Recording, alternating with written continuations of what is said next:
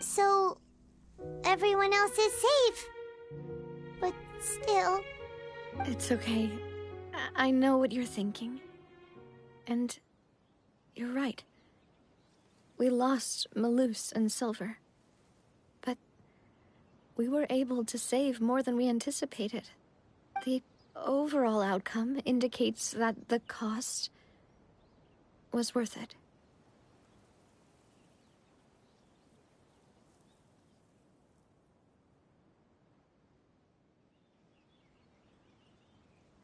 Right!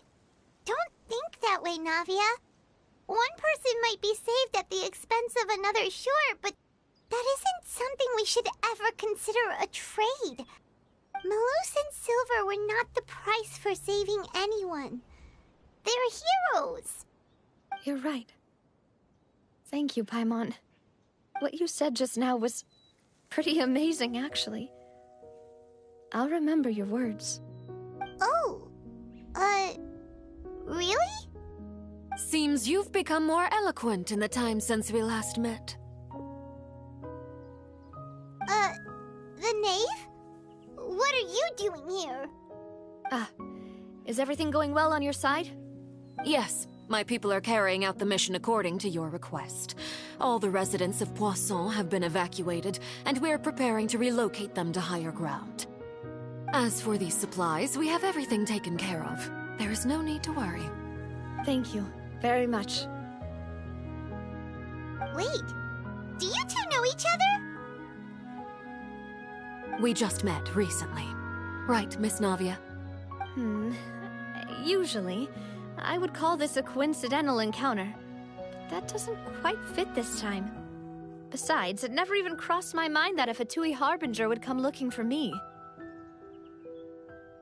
Thanks to the Knave, Spina di Rosula received generous support from the Fatui, which allowed us to complete the rescue and evacuation work so quickly. Mutual aid is essential to fostering positive developments. We were already in the area, in any case, so it was nothing. That said, I must say that you're a lot sharper than you let on. I'm sure you understand what I mean. I apologize for all the ways in which I tested you previously. We've never worked with a Fatui before, and it's extremely important for us to know who we're working with. My subordinates have reported that Fatui soldiers have been observing water levels and taking head counts in various locations. I hear that they've also prepared a large amount of emergency supplies. I'm quite surprised. This is nothing to brag about, nor do I intend to. It is simply the way of powerful organizations to act forcefully, whether they are doing good or ill. You've witnessed that firsthand, in any case. As I've told this traveler before, I know of the prophecy, and I intend to prevent the impending disaster. Lending your organization a hand was a natural first step in accomplishing that. As such, do not be troubled by this token of our sincerity. Perhaps one day, you'll also be able to help me in the same way. Without your help, there would have been many more casualties. I won't forget your kindness. Furthermore, I sincerely regret what happened to Malus and Silver. I only wish that my people could have arrived a little earlier to prevent this from happening. Don't say that. You and your subordinates did everything you could. As Paimon said, Malus and Silver didn't choose to sacrifice themselves for any specific person. And they weren't the price paid for others' salvation. They chose to become heroes themselves. I've never liked hearing people put it that way. It's like trying to relieve pain by saying some noble-sounding words. But right now, there's nothing more suitable. They really did become heroes. You're right. I'm sorry for your loss, Miss Navia.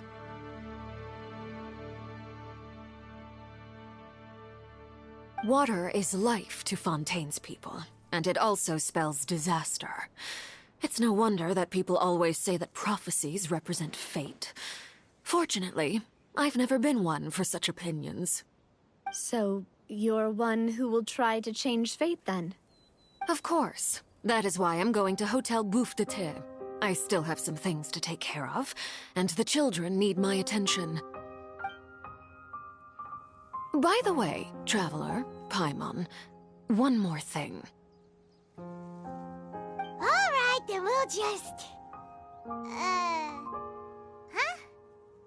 This isn't right. Paimon thought you would ask us to walk with you for a moment so you could tell us something in private. That is a clever and useful conversation technique, which I do like to use when necessary. But there's no need today. It would not hurt to have Miss Navia listening in. Traveler, I'm sure you remember that I said we could work together when we had the chance. You and I both know that there may be issues with the Primordial Sea. Previously, it was the fortress of Maripede's sluice gate, and this time it was the water levels in Poisson. These are both signals. Indeed. Allow me to share the latest intel I've received from the House of the Hearth's intelligence network with you. During some recent investigations, a child claimed to have discovered some ruins near Poisson. The ruins date back to ancient times, and seem to be worth investigating in many ways. Judging by the dating of the ruins, they may be related to the prophecy and the coming crisis. The situation is becoming more urgent, so any pertinent information will prove extremely precious. My people initially came to prepare for ruin exploration. Unexpectedly, this disaster struck, and at present, we're all busy prioritizing the rescue effort. So that's why the Fatui were already in Poisson. I wanted to take the children along, but unfortunately, Linny, Lynette, and Fremine have all been dispatched to higher ground to assist affected residents. Linny told me that outside of the house, the person they trust most is you. Which is why I want to give you this task.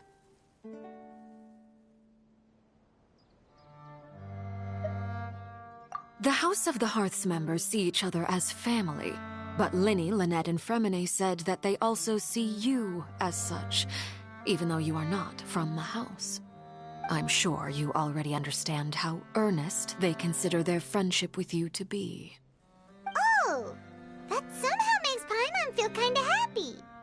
The intel I just shared about the ruins could fetch a high price. But since the children consider you family, it's only natural that I freely share it with you. Got it! So all we gotta do is go to some ruins, right? We can handle that. Excuse me, but may I tag along? You wish to join, Miss Navia? But are you sure you're up to exploring some ruins? You need to rest. Well, I'm sad, yes. But I can't just go back and plop myself into a chair by the roadside and do nothing. There's no point in being depressed while we still have a disaster on our hands. As my father's successor, I must live up to the hopes he had in me. Besides, I'm also doing this for myself. I need something, a distraction, to keep my mind off Malus and Silver.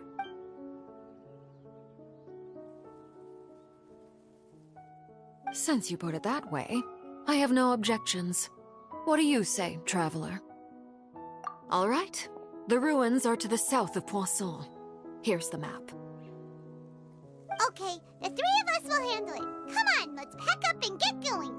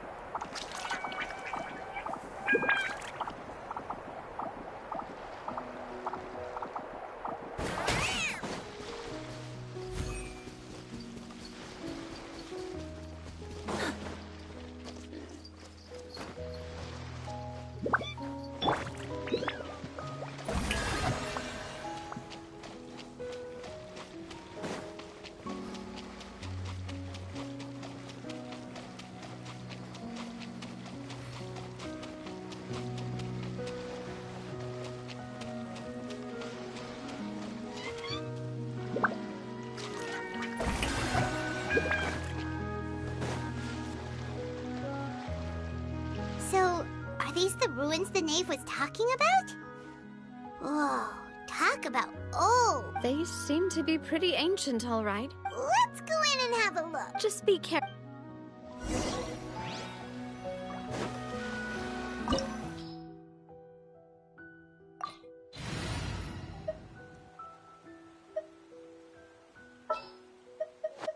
Sure.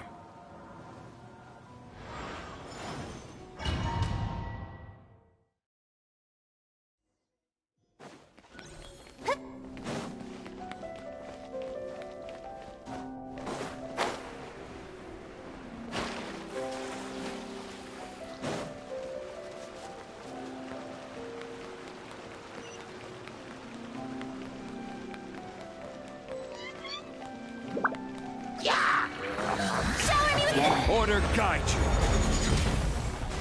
Gather. Shine down! Torn to oblivion! Dada Kondala.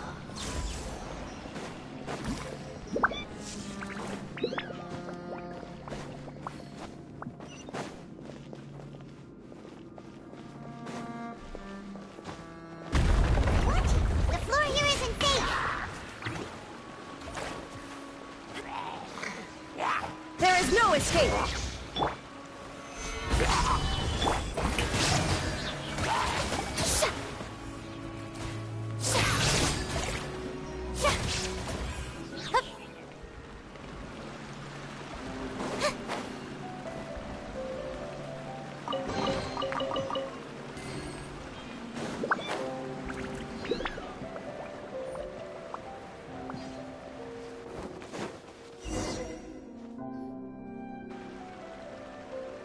This place has also been contaminated by primordial seawater. Yeah. And a lot of it, too. A Fontanian would most likely dissolve the moment they fell in. Right! You can't go down if there's primordial seawater. It's too dangerous, and it won't be any help for you to just stay here. Don't get Paimon wrong. We're not saying you're useless. It's just that... No, you're right. I can't do anything in this situation. I'll leave this to you.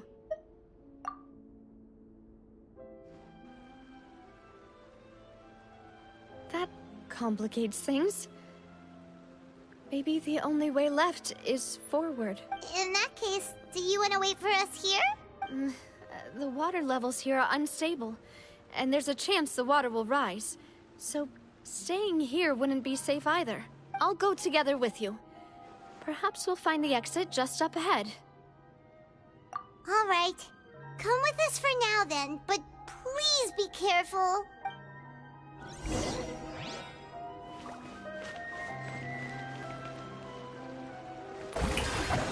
Oh no, it's a dead end! Let's try climbing over from the side.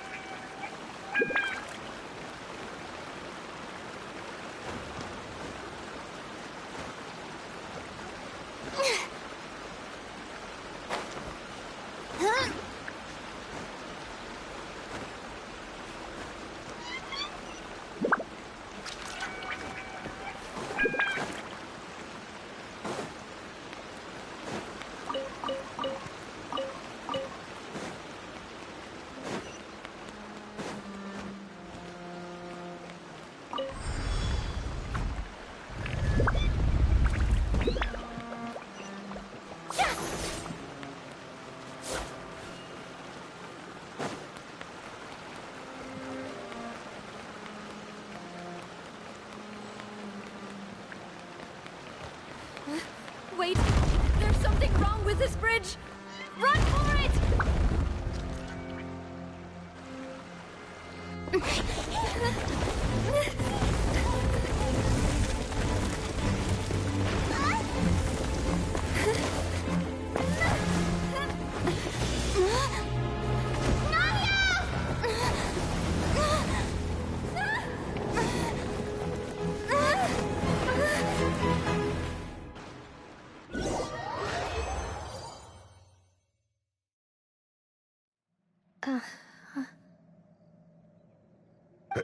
Demoiselle?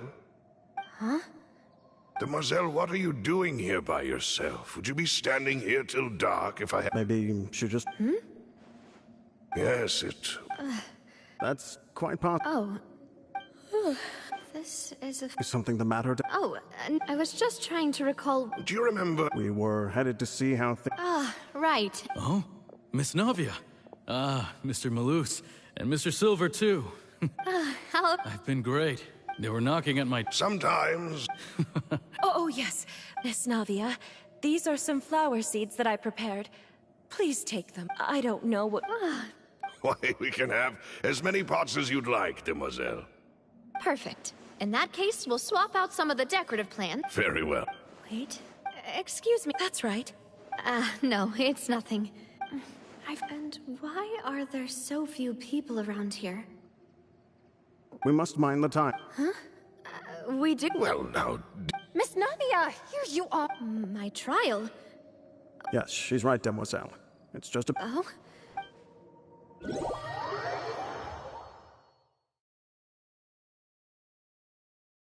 Look, it's Navia! And her two attendants are with her. Goodness, everyone's finally here. There sure are a lot of people here to see the trial. And they all seem to be Karina, Desiree, Joyville, Jolien, Essen. And as for the judge... huh? Please sit in the defendant's seat. Don't worry, Silver and I shall accompany you. All right. But... Typically, it... Hey, what kind of place do they think this is? Come on, do they have... Enough with the... My dear Miss Navia, as all here know, you, after you took over, not only you... Yes, correct. We are one big, therefore, this... Huh? Oh... How one... I know all these people. Why are they laughing? I seem to remember now. Yes, I get it. This trial... Wait just a moment. This isn't right! Malus? What was that, Mr. Malus? Our conclusion is very clear and unanimous. Let the court judge her now. Stay here, Navia! You're one of... Demoiselle, don't admit guilt. This trial means... I wish to exercise my right to defend Our Lady. She was born a free... Her actions cannot... Please do not mistake... Really? As an individual, you say? Don't forget, we are all Fontanians here. Even if everything is... Now I speak for everyone. Our opinion is consistent. Navia should stay. And you would call this justice? Have you forgotten how much you... Do you mean to defy our justice? If your justice is... As you said, we can also have our own justice. And that is... Demoiselle! Silver, I remember now. Everything that seemed odd from the very beginning. Karina, Desiree, Joyville, Jolien, Essen, and Mr. Giverny and Mrs. Burnett, who we met earlier. Even Malus and Silver. I don't want to admit it, but they're all dead. Don't be afraid. Absurd!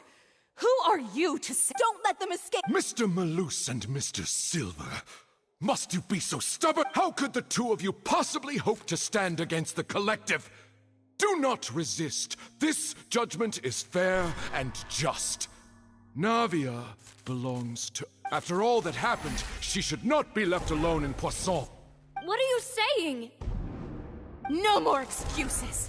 She says we're jealous. Jealous? How could she possibly? What's with these people? Who's jealous of her? She belongs to us! Miss... Silence! That's...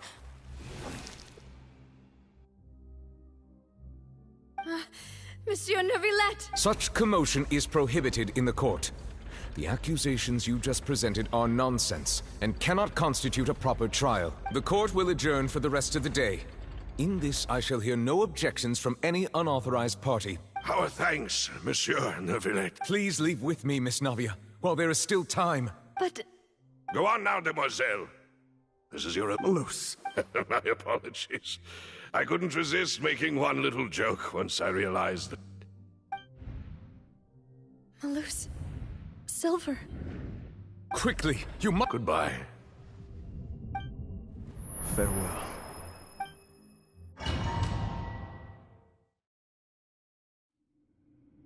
No, wait! Just a second! Navia? You're awake. Good. I must have been dreaming. Malus and Silver were still alive, and they were defending me at some insane trial. It looks like you're all right. Did all the sad feelings cause you to have a nightmare? Paimon... The ruins you were exploring suffered a cave-in. When I arrived, I found you falling toward the water. You were just about to be dissolved within, but I think I saw 2 Oceanids protecting you. It was only for a moment, perhaps even a fraction of a second, but they gave me the chance to retrieve you. Were it not for their intervention, I would not have been able to rescue you before your consciousness dissipated. Wait, did you say Oceanids? You mean like what happened with Vache? Perhaps those 2 Oceanids were the people you saw in your dream. I always told them that they didn't have to protect me. To think that they'd keep doing so even after death. Please come with me.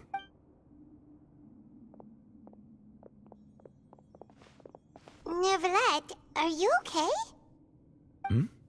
Oh, I am quite all right.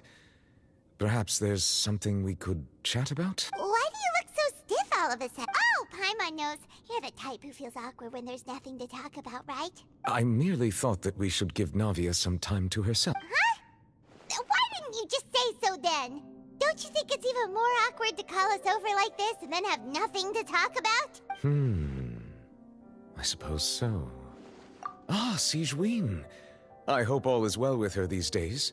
Her work in the Fortress of Meropide has not been too much for her, has it? No way! Don't worry. She's doing fine down there. She's an amazing head nurse. I see.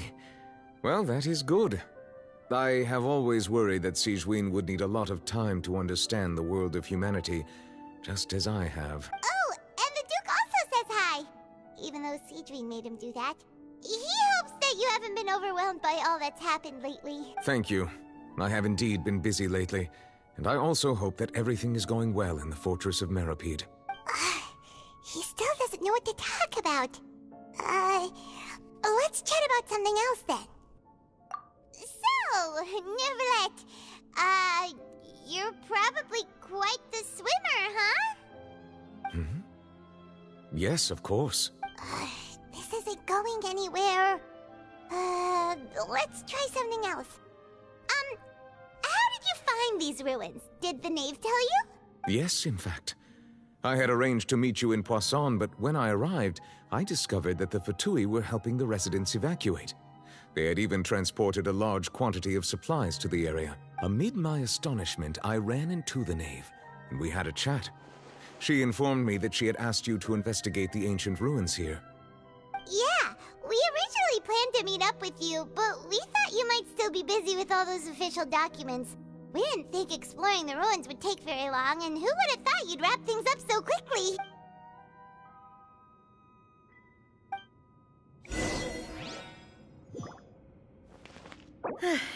I'm sorry to have kept you all waiting like that. I'm feeling much better now. I guess we should get going again. Will you come with us, Monsieur Neuvillette? Yes, if you wouldn't mind my company. All right! Another one joins the party! Let's get going then!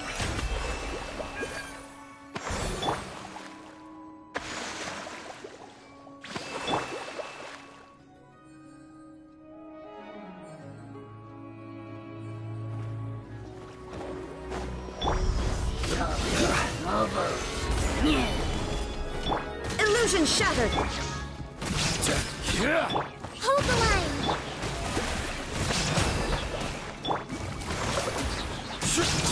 I will have order. There is no escape!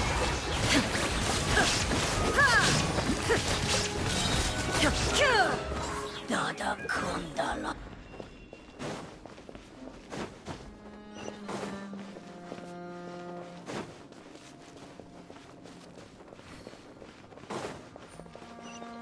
Oh no! Another unstable path! Watch your step!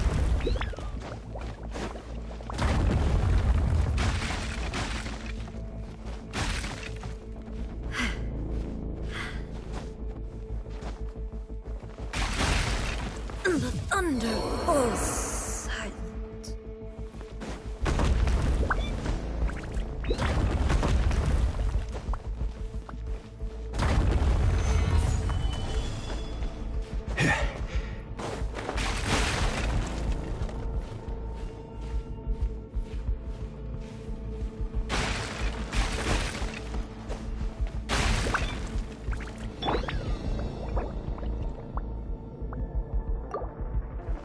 Allow me!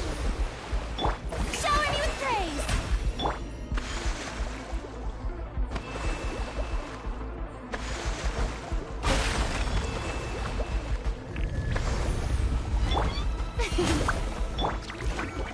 Watch out! There are rocks falling over here!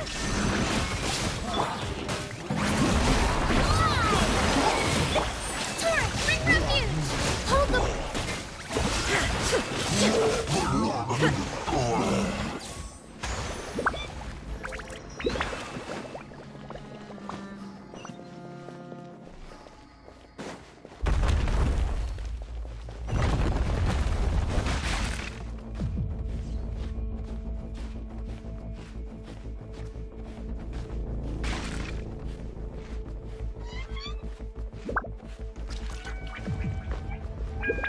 Seems we're almost at the top. Keep it up!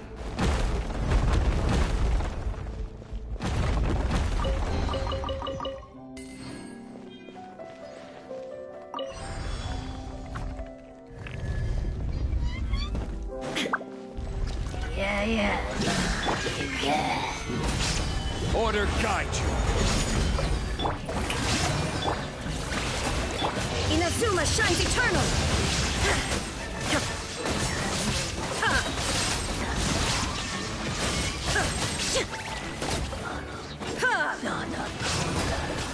I will have order. Gather.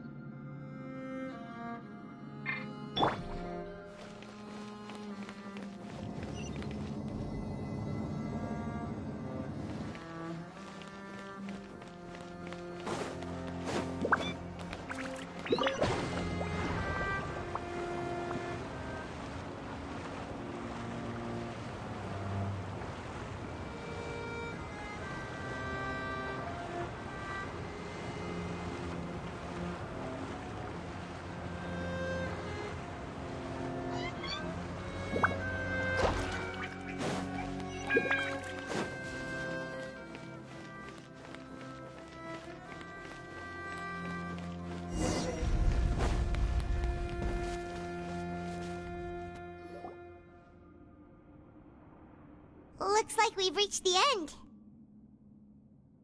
This is the place. There should not be any other hidden spaces in the vicinity. The path sure had some twists and turns, but it turns out that this place isn't actually that big.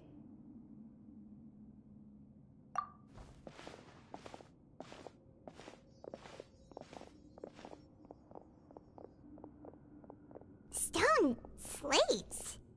It seems like they were put here as an offering. Could we take them down and have a look? Perhaps we should just leave them be for now.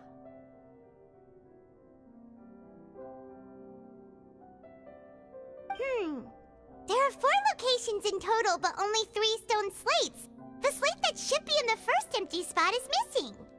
The surrounding walls also show signs of damage. There's something written below. Let Paimon see. Reason dictates that this nation be destroyed. I shall record the history of its future here in its past. Say what? It feels like someone left these slates and these words here for a purpose. But does he mean that Fontaine should be destroyed? That would fit the circumstances dictated by the prophecy, yes. Indeed, the slate's contents correspond to it. Take the second slate, for example. There's a person kneeling here. She seems so dedicated. And there's a whole bunch of other people behind her doing the same. She's facing this... what is this? Some kind of island in the sky? And is that Lady Farina in the third image? Did the Hydro Archon fall into the water? And is that a ring of people around her? Paimon doesn't quite get it. Are they all in the water? The fourth image. I know this one. This exactly matches the content of the prophecy. The people will all be dissolved into the waters, and only the Hydro Archon will remain, weeping on her throne.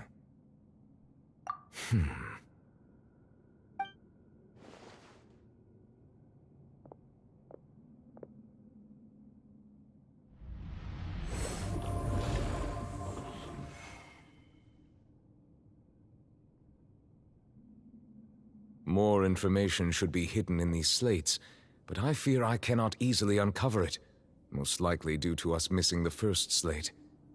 I am very sorry. Don't blame yourself, Monsieur Neuvillette. Deciphering ancient stone slates isn't one of your duties. Ooh, Paimon's getting the chills just looking at these slates. This says that it's the history of the future, right? That means the prophecy's sure to come true. I really hope it doesn't mean that. Still, Paimon feels like these images are kind of weird when you look at them together.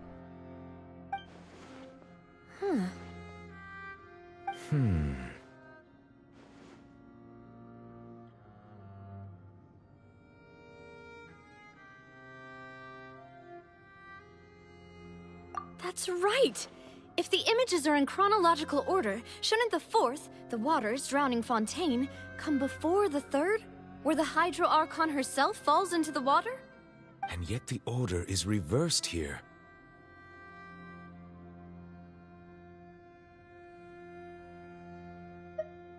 If we go by timing, Lady Farina only emerges in the third image. That means that the person in the second image might be the previous Hydro Archon. Egeria, then. I had never met her, but her appearance here does match the records. The previous Archon kneeling before the floating island in the skies, as if confessing a sin. Did she herself commit that sin? And if not, why would she be in such a posture? Also, I'm still wondering why these ancient stone slates are here at all. Judging from their contents, could this place be the origin of the prophecy? Does that mean that someone, or some people, once saw these slates? But who would have created these slates and left these words here?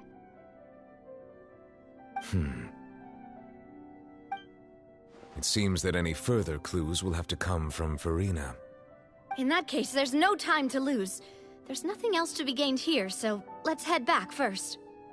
Yeah, we better get somewhere safe for now.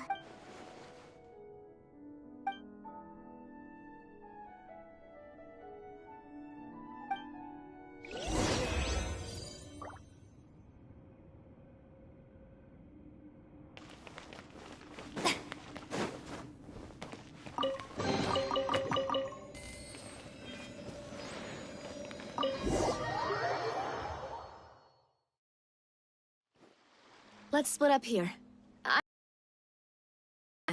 You know how it is. There's some things you just need to be there for yourself. You still have energy for that, Navia? Paimon's already beat! Just head back to the Fleuve Cendre and have a rest then. Thanks for keeping me company all this time. I'll depart as well. Thanks for your hard work today. Rest well, everyone. Traveler, I will go talk to Farina tomorrow morning to ask about the stone slates. I'm sure that you're concerned about this matter as well. If you have time, drop by my office. I will share the results of our discussion with you. Are you really gonna talk to her about this directly? Will that be a problem? Paimon's getting a little scared now that it's come to this. She has long been harboring secrets, and will not give them up easily. Which makes it all the more my duty to ensure that she understands the present situation. Alright, we'll leave it in your hands then. You're probably the best person to talk to her anyway. I will be carefully considering my words tonight. Traveler, Paimon, our safe house at the Fleuve Cendre is always open to you, as ever. So please don't think you're an imposition. All right. I'll be on my way then.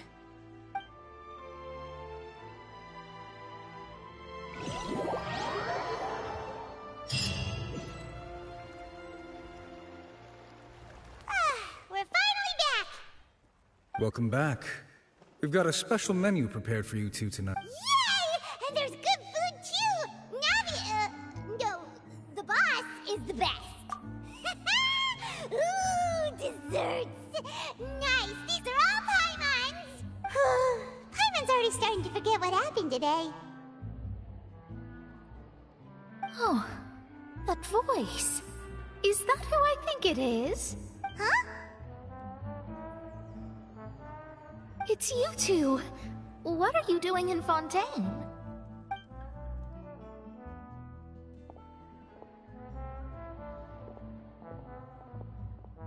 Mona?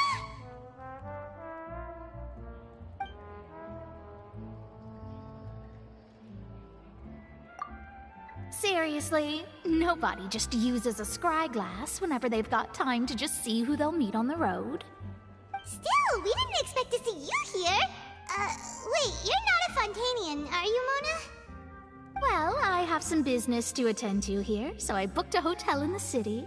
I was just out for a stroll when I bumped into you. Quite unexpectedly, if I might add. Why did you think I was from Fontaine, though? Is that because Magistus doesn't sound much like a Mondstadter surname?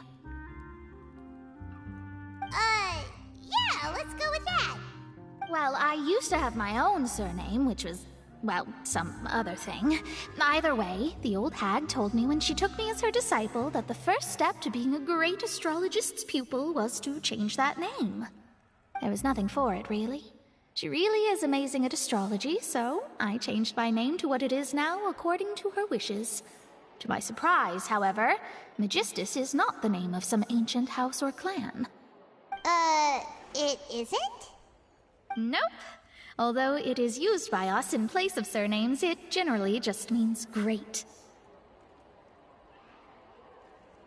Wow! Imagine including a boast in your name. Wait, are you gonna have to put that into your genealogy as well? I reckon so. In any case, I'd give my disciple a name like this as well, if I were to take one. Astromancer Barbeloth Trismegistus. Whoa, that's a long one. Does it also mean great or something? My name means Mona the Great Astrologist. As for the old hag, hers is, in plain speech, the thrice-as-great Scholar of the Stars. Just take it as a title specific to astrologists. Thrice as great? That's so petty. I know, right? That's just how she is. She used to call herself Magistus, actually, but when she took me in, she changed her name to Trismegistus. Talk about obsessive. Magistus is thus the calling card of our school, so to speak, which makes it about the same as a surname. It's all right if you don't get it. You can look into it further should you need to study astrology more deeply.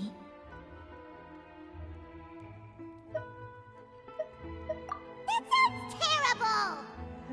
But anyway, you're not Fontanian, are you, Mona? You're from Mondstadt, right? Well, I was born in Mondstadt, yes. My parents migrated to Dorman Port, and I traveled with the old hag for a while, after which I settled down in Mondstadt City. Oh, that's a good thing then. At least we know you won't be dissolved by Fontaine's waters. Speaking of that, I'm sure you're aware that a bunch of things have happened here in Fontaine, right? I know you're not a local, but I'd avoid getting too close to any water that looks strange all the same. There's something ominous about it. Well, the water, I mean.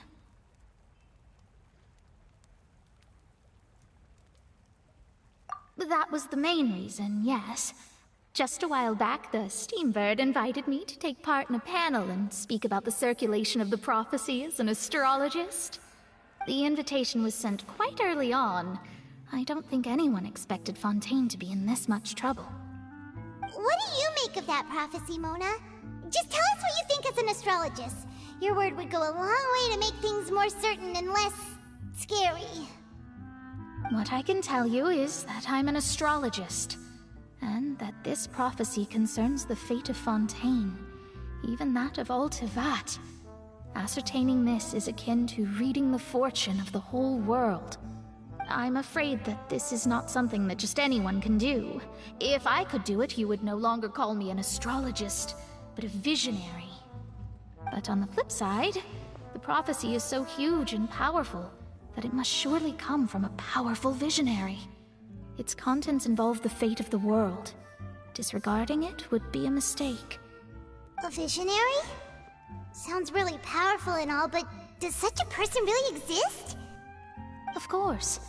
The old hag could do it, and I'd bet there are others amongst those Hexenzirkel colleagues of hers who could do something similar.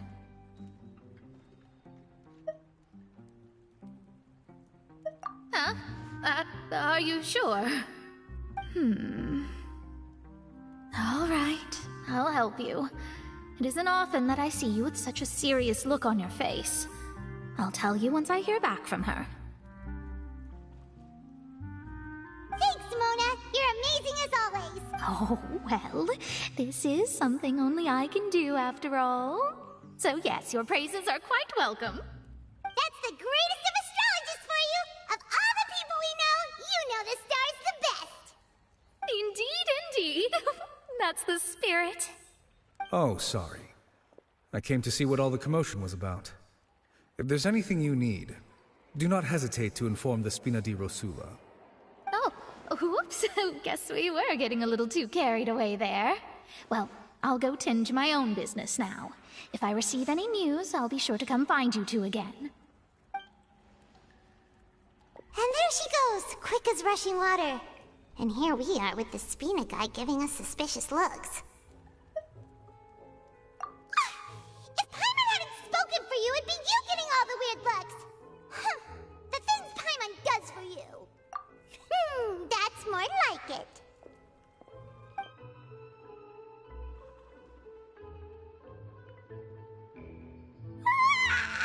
Good morning. To be honest, Paimon's still feeling kind of sleepy. But it's time to get up, Traveler. We agreed to go see Neuvillette, so let's pack it up and get going.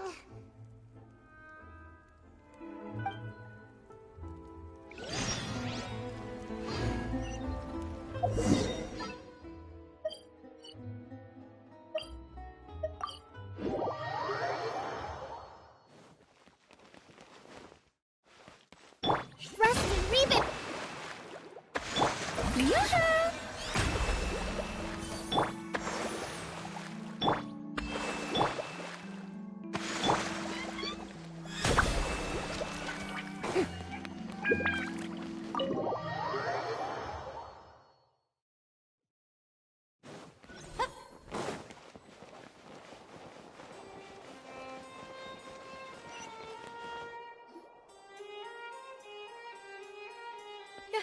You're here! Finally! Is something wrong? Monsieur Neuvillette and Lady Farina, they seem to have gotten into a dispute. Please go see for yourself.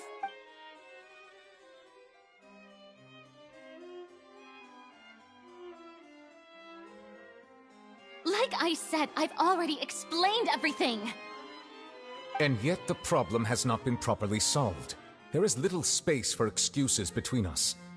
It is not my intention to offend you, but please, tell me where you stand.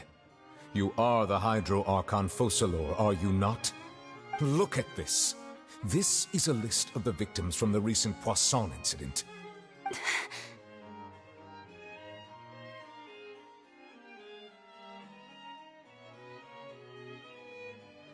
You mean... they're all... We did not arrive in time to avert this disaster, and I will not have it happen again. I will say this once more. You must tell me everything you know. Yesterday, I found 3 stone slates in some ancient ruins near Poisson. Do you know anything about those? Seriously? You're questioning me like this is a court case now. I don't know anything about that. But you found them in some ancient ruins, you say? That's correct, which is why I came to ask you some questions. There should have been 4 slates, but one of them was missing. The other 3 feature different images that seem to correlate to the prophecy. The prophecy? The second of these slates depicts the previous Hydro Archon Egeria kneeling before a floating island in the sky, as if confessing something. Do you know nothing of this either? I don't. I've never seen such slates. I'll ask you again. Do you really have no information regarding the previous Archon? My deciphering of the slates indicates that the Hydro Archon Egeria once had to confess to, or apologize for, a certain sin. If anyone would know about it, it should be you. All gods don't have the same secrets, you know. She was herself and I'm me. Is it really so strange that I know nothing? I understand your concerns, but I'm sorry. I just don't have anything to tell you. Forgive me for saying this now, Lady Farina, but I have long known of your various secret investigations into certain matters. There are several indications that you have been investigating the prophecy on the sly. This is not strange in itself, considering that you are the Hydro Archon. But it is strange that you should also claim to not know any of Egeria's secrets, as well as do nothing following your inquiries. You have never been as superficial as you have presented yourself to be, nor are you a fool. And yet, your behavior is very inconsistent.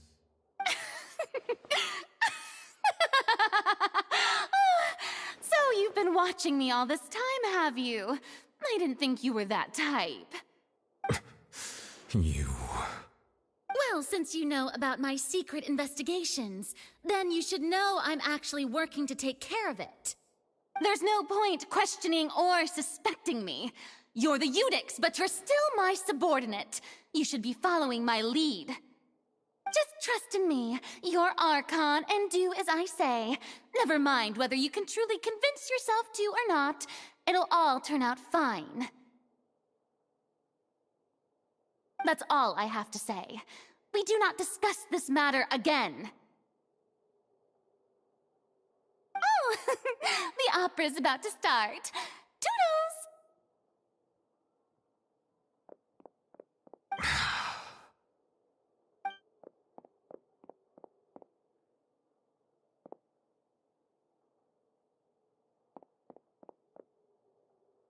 Did Farina not notice us standing by the door?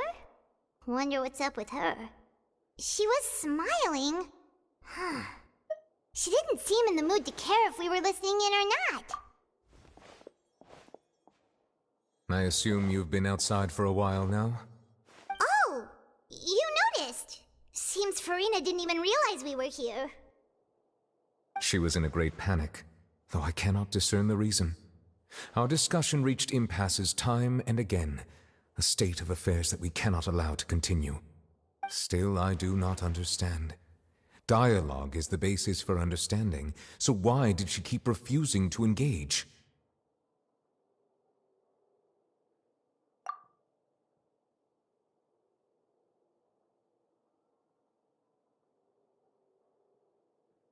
Everyone in her inner circle has noticed that she is hiding some secret. The issue is her attitude. I fear that she will not reveal anything unless absolutely forced to. We may have to create a situation in which she will have no choice but to speak. Oh? Like what? Normally, people will only reveal the truth when standing trial. Perhaps we must have the Hydro Archon experience just such a scenario. But Farina's seen so many trials, and she's really good at dodging questions. How do we make sure that she won't just slip away at the first chance she gets? We will need to consider this thoroughly, join forces with various parties, and then do what we can. If at all possible, I would prefer to recuse myself from this affair, but we must prevent the prophecy from coming to pass. This may be cruel to her, but all Fontaine is in crisis. The information a god possesses is too precious, and so we must take a chance on this. But who will lend us their aid to do such a thing?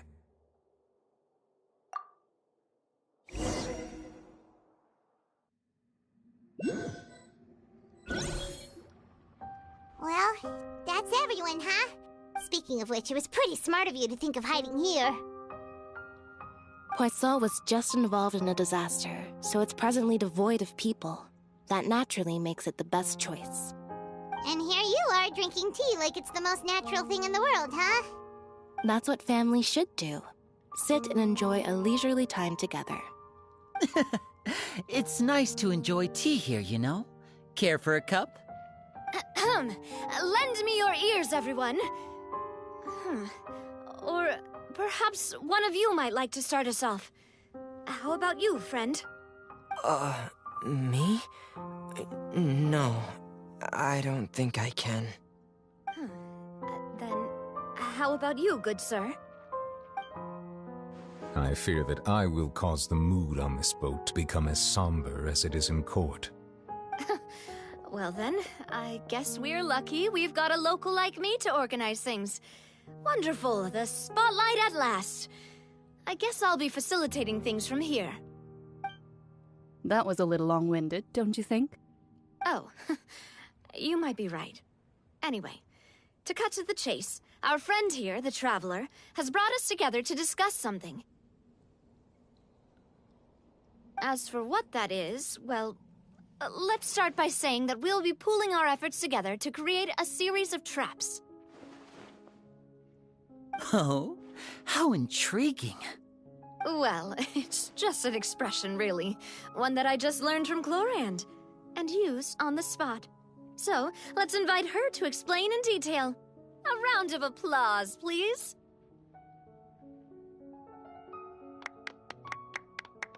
Huh? Didn't you say that you would be facilitating this? Oh, come now. Your work doesn't involve much public speaking, right? This is a good chance to practice. You might even pick up some fancy oratory tricks to impress your boss with in the future. I see. And what does my boss say? He is glad that you consider him your boss. Do go on.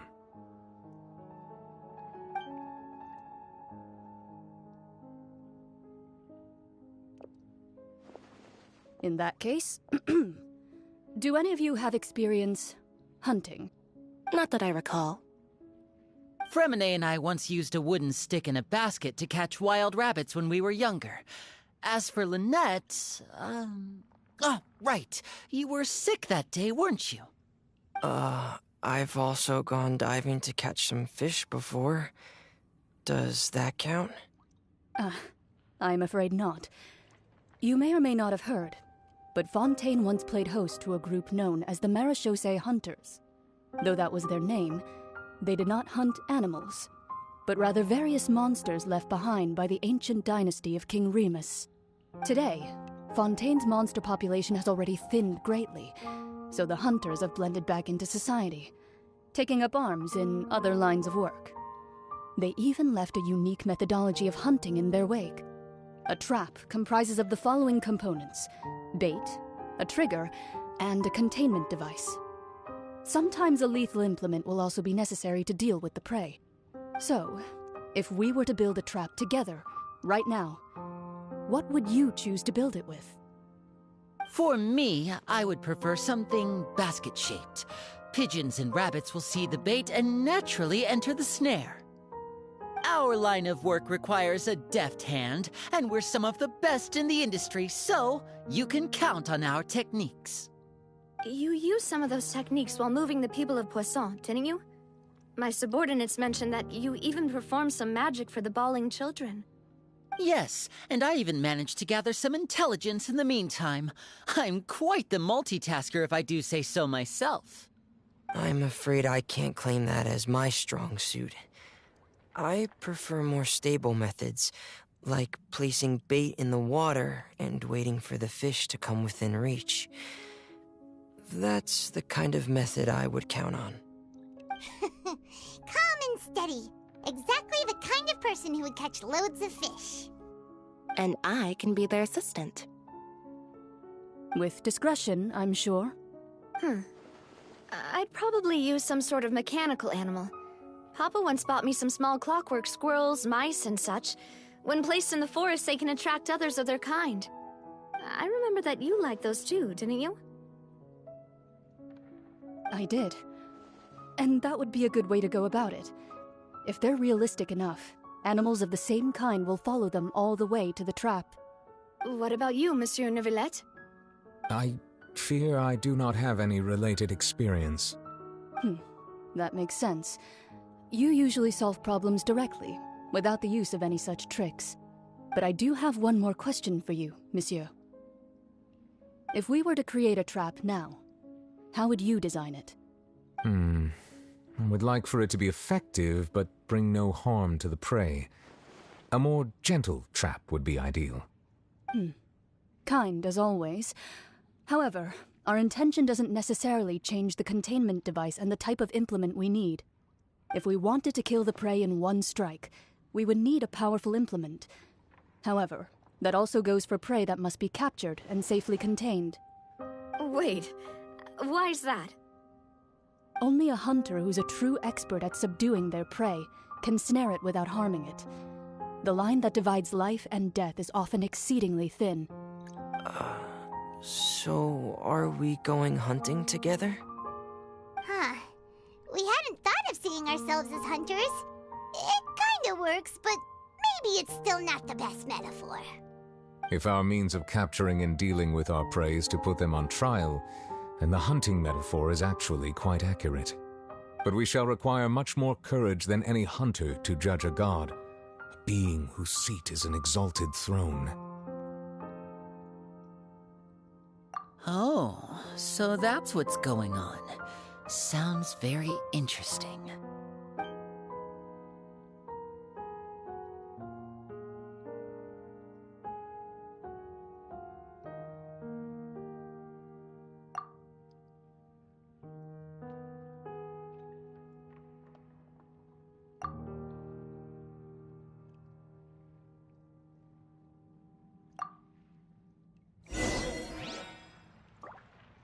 Let my name echo in song!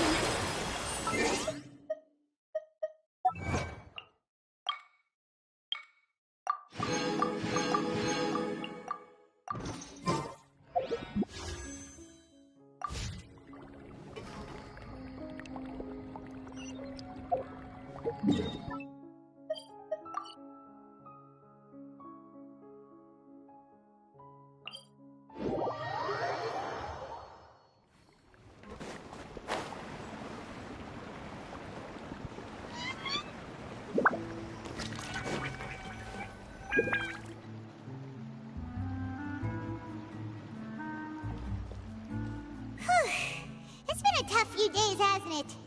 So much has been happening. Paimon didn't think the meetings would go on for so long, but everyone seemed pretty fired up, huh? Paimon thought they'd be at least a little frightened. Well, Fremine was, now that Paimon thinks about it, but everyone else just looked a little surprised. It's hard to say. Paimon doesn't have any experience with this sort of thing. But with you around, Paimon sure will do great. After all, you're the most reliable person in the world, aren't you? Did you just pour some tea? Paimon didn't notice you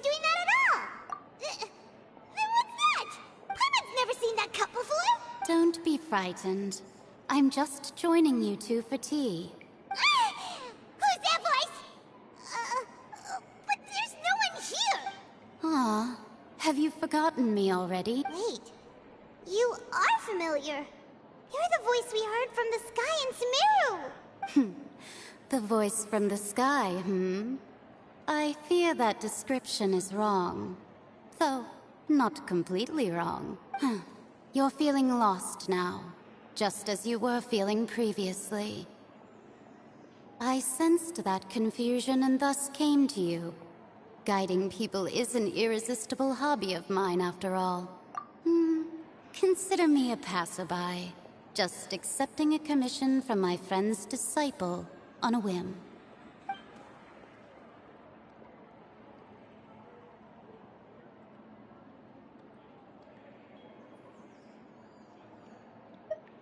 The prophecy. Yes, what has been prophesied will be fulfilled. You may view such things as the history of the future. What? Then is there any way we can stop it? I believe you have witnessed a failed attempt with your own eyes. Can everything in Teyvat so easily be changed?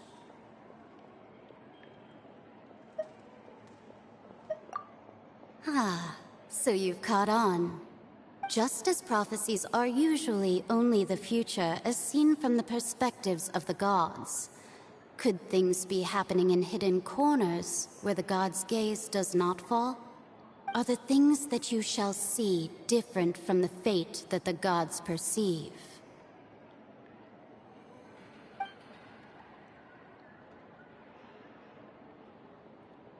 What is she talking about? It all sounds really impressive and important and stuff, but it also sounds kind of scary.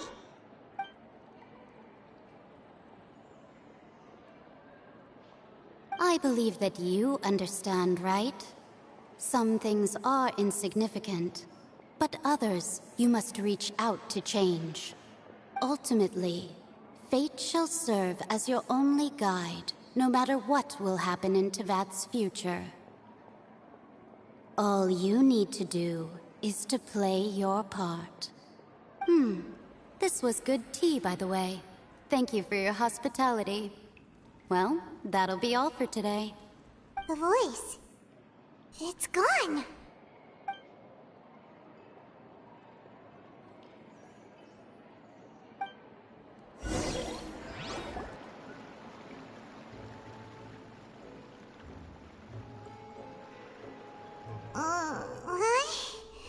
I want to hear someone talking. All right, coming. Hey, it's you who's getting lazy, okay? Well, I see I've walked in on some lively banter. Luna! Fine, just fine. I went to take part in that Steambird panel. It turned out to be more interesting than I expected. Not all Fontainians are pessimistic about this. One journalist mentioned that sitting around and waiting for the end to come would be wrong, and that they should make their own rescue preparations. I agreed, so we had a brief chat with her. Did she have pink hair by any chance? Why, yes! It was Charlotte. You remember her, right? That daredevil journalist. I'm in full support of her view. Prophecies are very important, but how can people allow their lives to be commandeered by just a few words? That's right! Paimon's glad to hear something sensible for once. Yes. About what we had discussed before. I did try, but I'm afraid I couldn't reach the old hag. I'll try again tonight, but I wouldn't get your hopes up. Huh?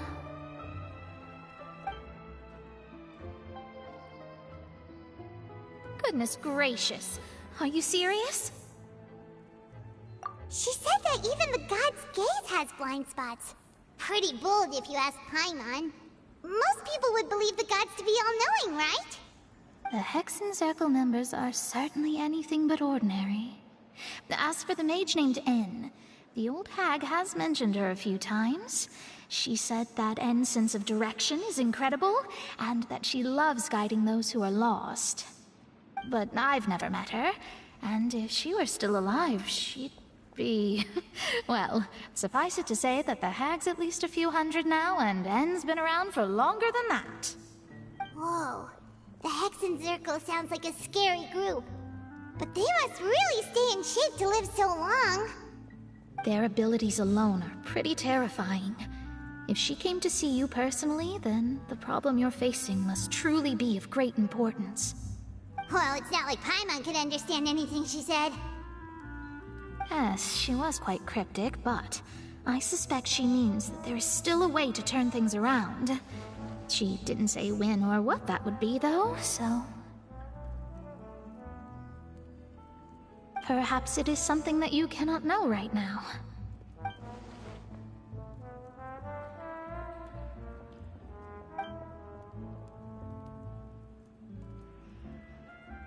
Traveler, Paimon, are you two all right? Oh, we're fine. We're just a little down right now. It kind of feels like the end is coming, you know? I see. I feel that same sense of desperation, too. I guess you could consider me someone who has often witnessed fate. So far as I have seen, it cannot be swayed. But even so, I still hope for, and believe in, miracles. Astrology is eternal and rational, but fate may not be. It is cruel, but it can also be beautiful. Perhaps that's what En was trying to tell you. Not to lose heart, and to believe that what you are seeing playing out before you is not yet set in stone. I did originally think of steering clear of all this, but I couldn't. Even if this is all futile, I still wish to help everyone. If we don't struggle to the last, then how can we face the end when it comes? Huh. You do have a point. There I go, talking about astrological principles again. Sorry about that. The moment I start talking about work-related stuff... I need to get going. It was worth trying to comfort you, even if only a little. I believe that you'll help those who are struggling in the same way I did. I suppose that might be why we always seem to meet by coincidence. Paimon feels kind of moved by what Mona said. But also kind of sad, too. Hey, Traveler. Paimon suddenly feels like going outside for a walk. Let's go. Let's walk around the city, shall we? There's a few spots we always like to walk by.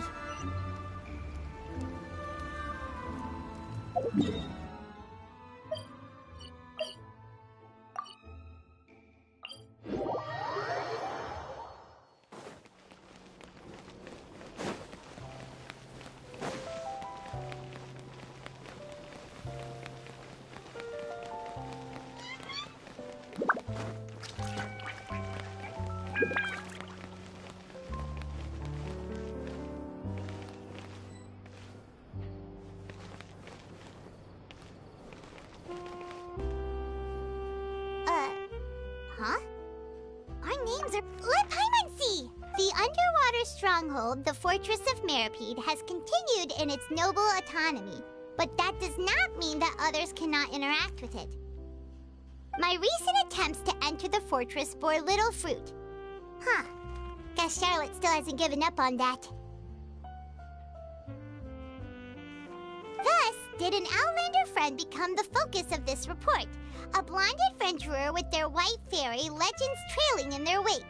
It is said that this mysterious traveler once visited the underwater fortress. So while the fortress's interior remains a mystery behind closed doors, do not fear, for the tales of the traveler contain surprises in spades. Journalist Charlotte's biggest scoop yet, the Traveler's Trail, World Walker. Huh. Charlotte took so many awesome photos of us and we never even noticed her. She hasn't been able to get a hold of anything at the fortress, so since we're easier to find, she's using us as the subject matter instead? Ugh, seriously? Well, fine. Those headlines and photos do look cool, so Paimon will forgive her this time.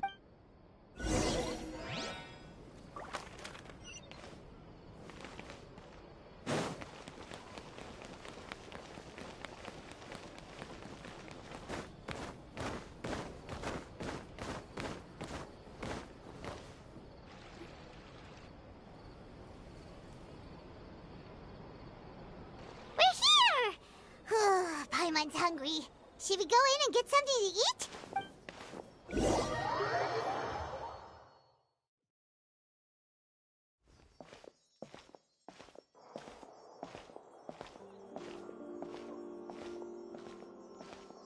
Hey, quick! Look! That's the limited edition, only 16 slices a day cake! It was so delicious the last time we tried it!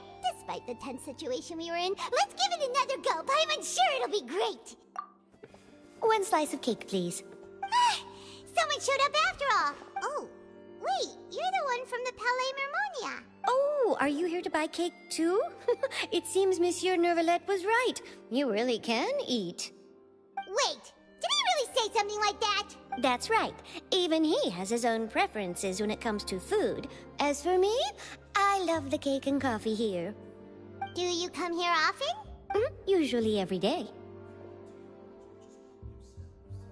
Every day? It's part of my daily schedule, apart from work. I shall have my cake and coffee. Then what if someone told you one day that this place would be closing soon, and you wouldn't get to eat cake here anymore?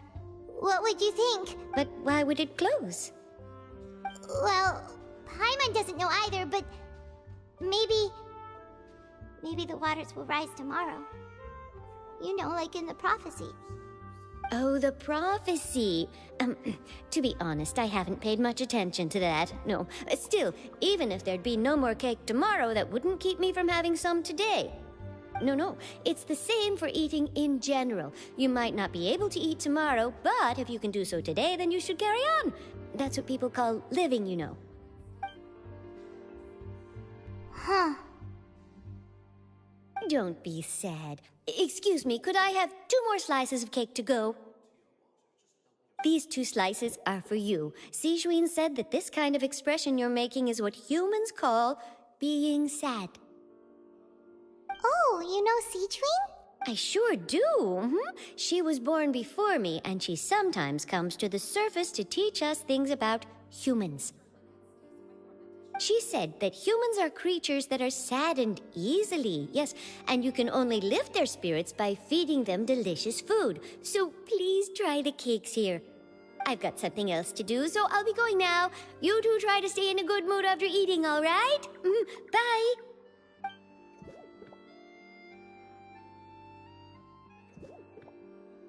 And there she goes!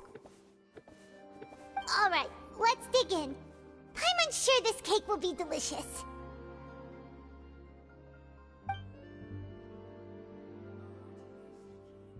It's more delicious than last time! And the flavor gets even better with a sip of tea. It sure would be nice if we could come again tomorrow. Sure would be nice if we could always eat delicious food here.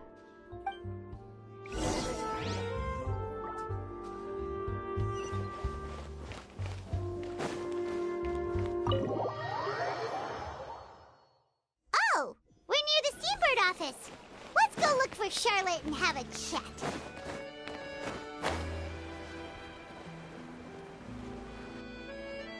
Wow! If it isn't the Traveler and Paimon! Oh, have you seen the article I wrote about you? Ha! You've got some nerve! You just used us to make some quick mora! Oh, you needn't worry about that. I heard that you were in Poisson some time back, so I sent you a letter to discuss just that. It's all right, though. I've set aside the amount intended for you. I've even set the table with some food. Really? Oh, you're the best! You're almost a little too easy to win over, Paimon. If I were a journalist with ulterior motives, you'd be in trouble now, you know. Oh, Paimon knows you're not like that. Still, what brings you here all of a sudden? Were you looking for me? When Mona mentioned you, we thought of coming to see you at work.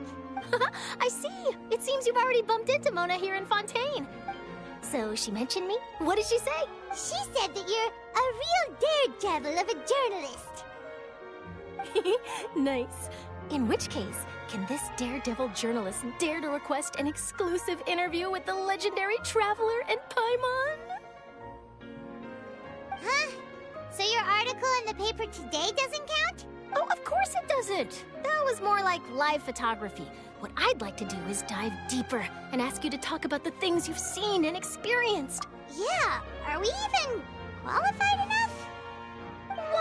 it! If I say you're worth an interview, then you're worth it! But not right now, of course. I'll need a few days to prepare. Oh, in that case, we'll just chat when you have the time then? Oh, so that's a yes? Ooh, splendid! I'll tell the editor-in-chief immediately. I'll have to apply for lighting, a venue, some props, and... Whew, so much to get done now. Talk to you later. Wait, Charlotte, Paimon's still got a question for you. And what's that? If, just for example, Fontaine were to be flooded tomorrow, what would you do today? Huh, that's the prophecy you're talking about, isn't it? I mean, I do hear about it often, but I've never once thought that the day could be tomorrow. If you're seriously asking, then I might try and think of a way to leave Fontaine. Oh, but I'm still a journalist first and foremost. That means I have a duty to be reporting from the scene. And secondly, I wouldn't forsake my homeland that easily. From what I've seen, most people don't know what they'd do should the worst come to pass. In truth, it might be better just to behave like normal rather than worry over such an end. So in all likelihood, I'd probably still be prepping at the office for that interview of ours. I know what you're thinking. That sounds a bit sad, but I've always believed that it's best to do what you enjoy. Just think about it. If this nation really were to be suddenly destroyed tomorrow, but I still successfully finish an exclusive interview with a truly unique person, then the story I would wind up writing would truly be timeless. And then do you know what I'd do? Well, I'd write that story, send it for printing, and use messenger pigeons to get copies out to the various nations as soon as possible. I'm not a dreamer, nor am I a workaholic, but I do love my job, and I'd be proud of leaving such an article behind. I guess you could say that I was born to be a journalist. But anyway, that's my answer. And on that note, I'll get back to my preparations. That's so nice. All of a sudden, Paimon actually kinda envies her. Anyway, let's go and take a look at the sea, shall we?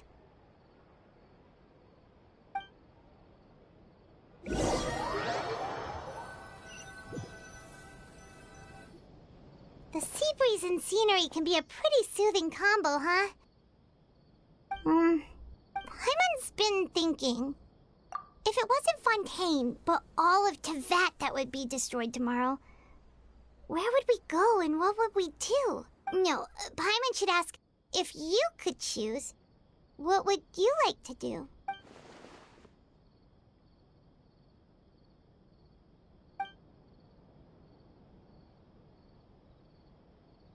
We've always been moving to the next destination, so we haven't spent much time thinking about these kinds. You mean, still traveling?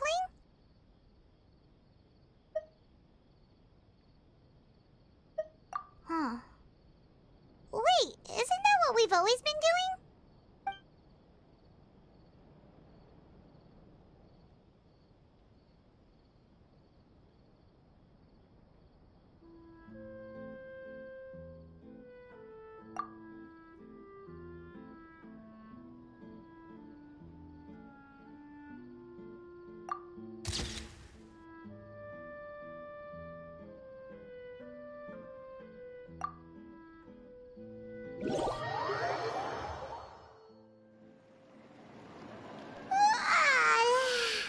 Feels like you'll grow mold if you stay here long enough. But it's still better than the Fortress of Meropide, that's for sure. It's not only damp there, but salty too. Ah, so the two of you are still here. Wonderful. Oh, you're from the Palais Mermonia, aren't you? Yes, I'm Isadora. Monsieur Nervillet sent me to look for you two before. I heard that afterward you went to the Fortress of Meropide.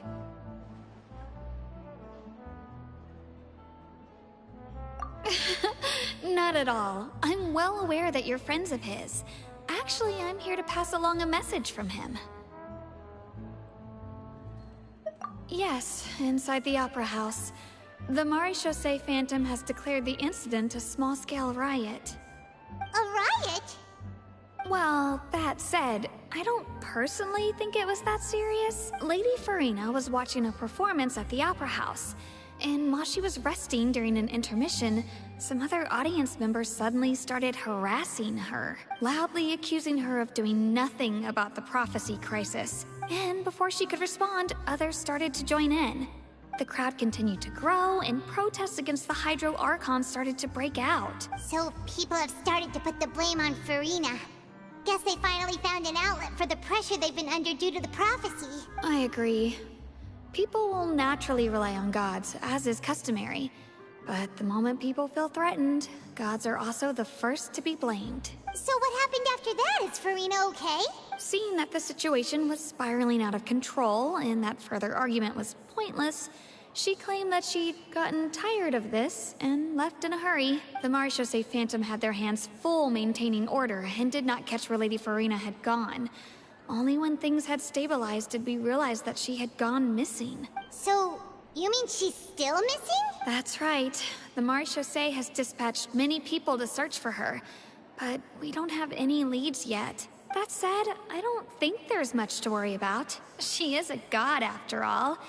Even if she were to fall into the hands of rioters, what could ordinary people do to her? Good. Monsieur Nervillet sent me to tell you about the situation, but he didn't say anything else. Don't worry, this is more than enough to go on. Thanks for keeping us informed. Ah, is that so? Well, all right then. In that case, you two take care. I'll be heading back to the Palais now. Well, sounds like we should hurry over to Poisson then. If we know Farina, she won't try to fix things in this situation. Instead, she'll look for a place to wait out the heat. And, as we also know, she may be loud and dramatic, but she doesn't have a heart of stone. When Nervillet was talking to her in the Palais Mermonia, and she heard about Poisson, she couldn't hide her sadness and remorse.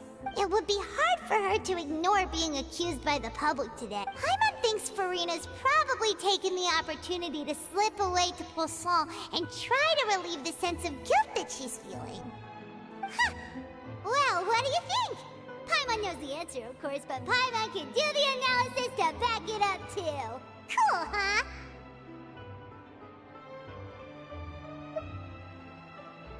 In that case, there's not a moment to lose. Poisson, here we come!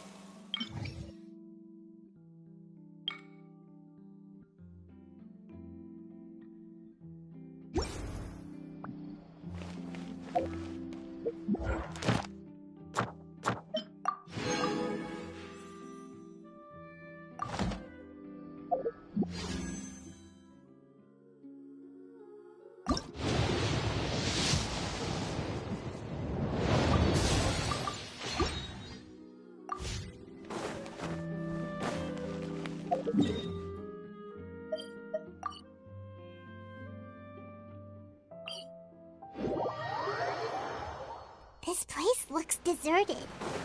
Guess all the survivors must have evacuated already. All that's left here are signs of devastation. Could Farina really be here? Well, let's try to find her as soon as possible.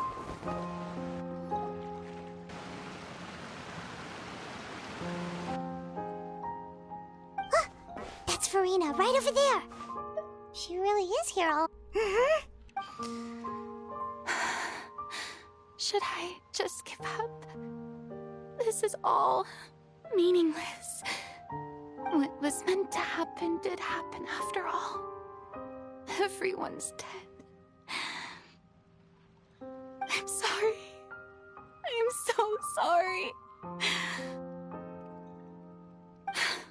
Give up, Farina. There's no point in holding out. I'm sorry. But what can I even do other than to repeat meaningless apologies over and over. Who's that? Don't worry, Farina, it's just us.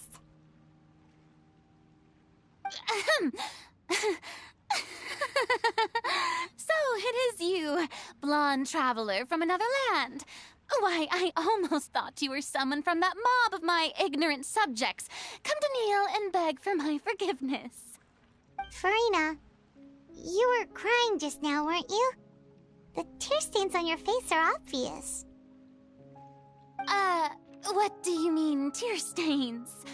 Oh, I remember. The show at the Opera House earlier this morning was so moving. I'm still trying to process it. Who did that uncivilized rabble think they were, disturbing my enjoyment of the arts? They even dare to tout their Archon. I must teach them a lesson. I can just imagine their twisted and frustrated faces once they realize that I'm nowhere to be found. Oh, and I'm sure Nouvellette and those people from the Maréchaussée Phantom are freaking out right next to them, too.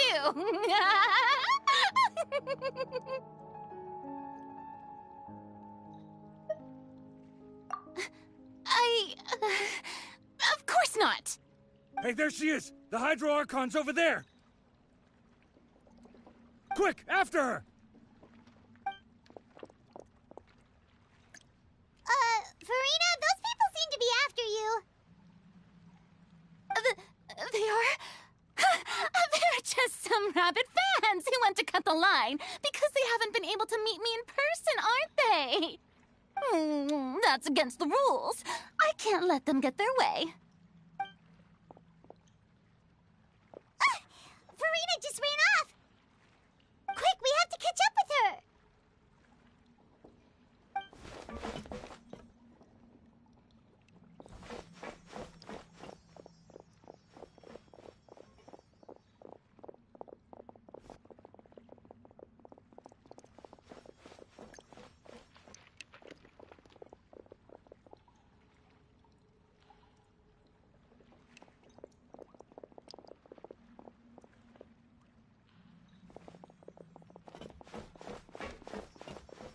This should be the place, right? Hey, Farina! There's a good hiding spot over here. Quick, come to Paimon before the rest of them catch up to you. What is this place? Hurry, they're almost here! Fine. I suppose haste is warranted. Lead the way.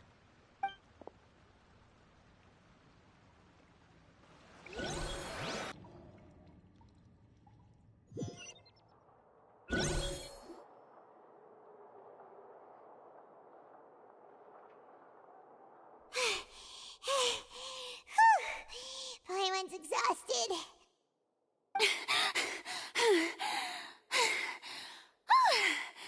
I'm so tired. I totally thought they had caught me. No, I merely gave in to the sheer enthusiasm they displayed.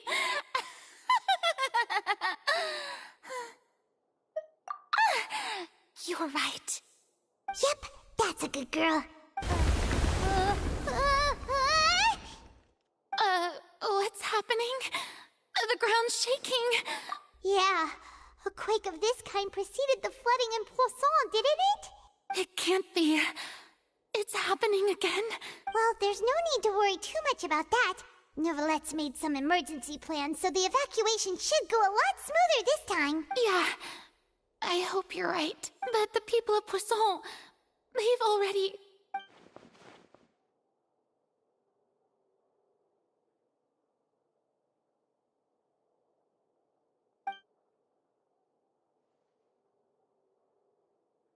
It's true.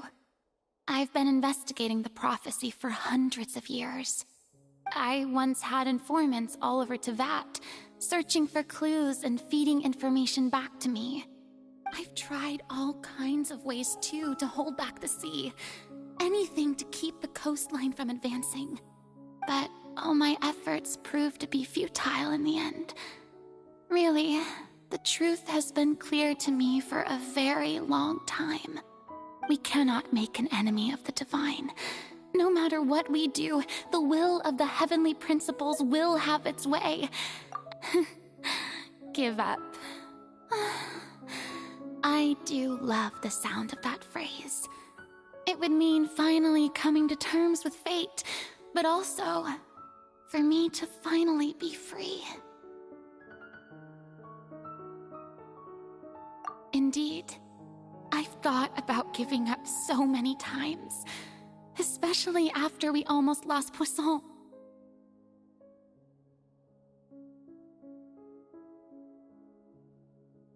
Fate is really unreasonable, isn't it? It has no heart and obeys no rules.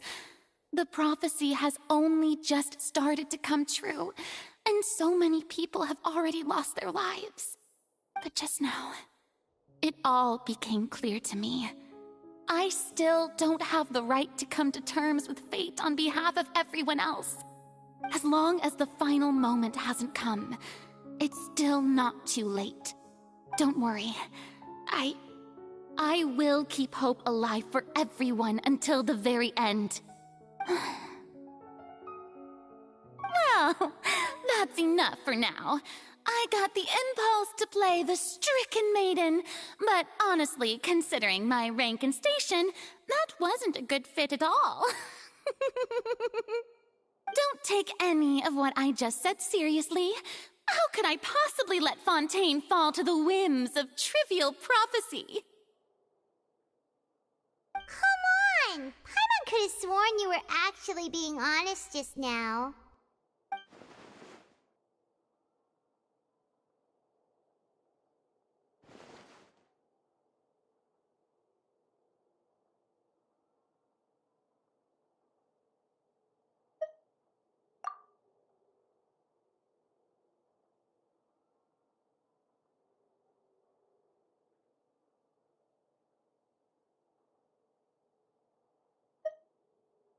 Share my burden. That's impossible. It was fated right from the start that this would be my duty alone.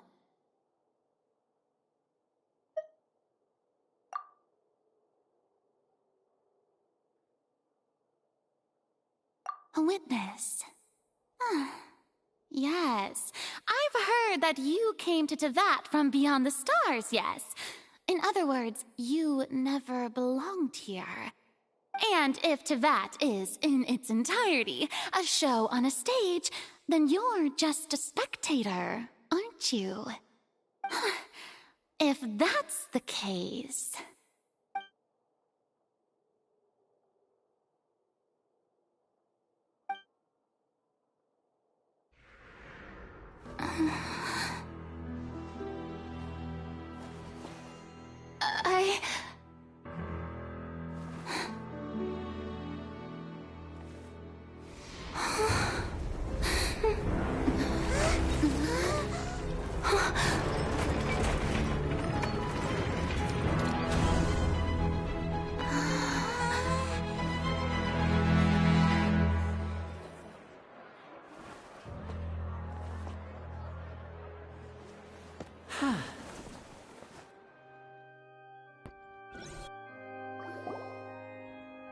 Ladies and gentlemen, this concludes my opening performance.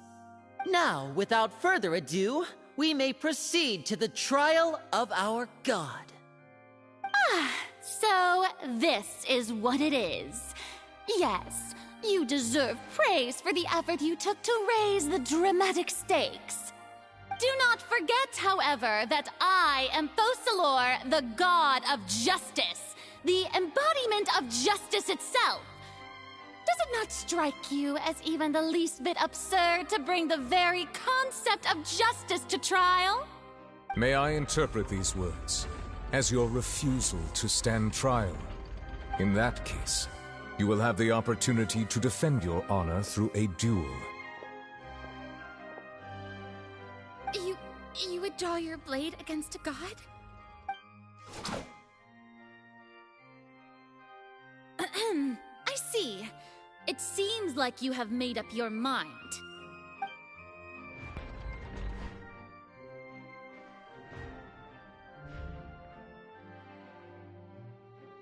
Paimon can't believe it. She just surrendered. What the heck is going on? Did I just see an Archon surrender to a human? Wow, how utterly humiliating. Lady Farina, what is the meaning of this? It would seem that there has been a misunderstanding. To be clear, the raising of both hands is not always an indication of surrender. Looking for excuses again, huh? I raised my hands just now to indicate my acceptance of the trial. No duel shall be necessary.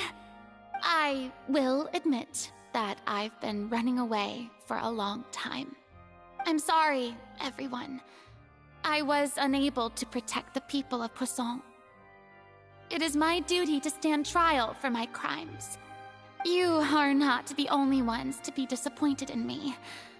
I, too, am exceedingly disappointed in myself.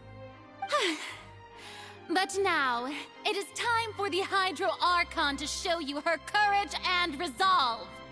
I, Farina, will use this trial to show the world the true meaning of justice! This time, I will protect you. Applaud and rejoice! One of the most outrageous and fantastical arcs known to the opera epiclese is now unfolding before your eyes. Mark my words, this shall be one of the most exhilarating and brilliant shows ever to grace the stage of Fontaine! The trial of the Hydro Archon, Focalor, will now begin! Woohoo! Oh, now we're making history! Why does it feel like Farina just took over the whole thing? Like, come on! Didn't she just get forced to stand trial for her crimes? Also, even though she's still acting super dramatic, she is taking this seriously this time, right? All right, then. Who will be my opponent in this trial? The court asks the prosecutor to please take the stand.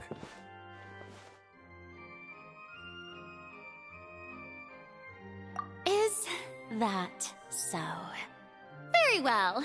Then please speak, witness of Tivat, my accuser and fated opponent.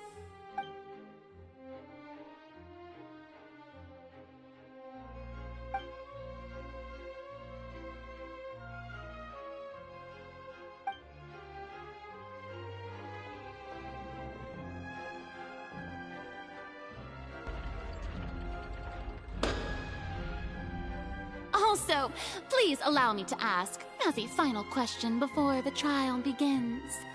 Just how much work did you do to force me onto this stage? Well, we did do a lot of prep after the meeting that day. I can go over the tasks assigned to the Spina di Rosula, since they were rather straightforward and easy. Navia, the president of the Spina di Rosula. Most of the people who participated in the disturbance this morning were my subordinates. They changed into plain clothes and came to the Opera House as regular audience members, waiting for the perfect opportunity to incite insurrection against you.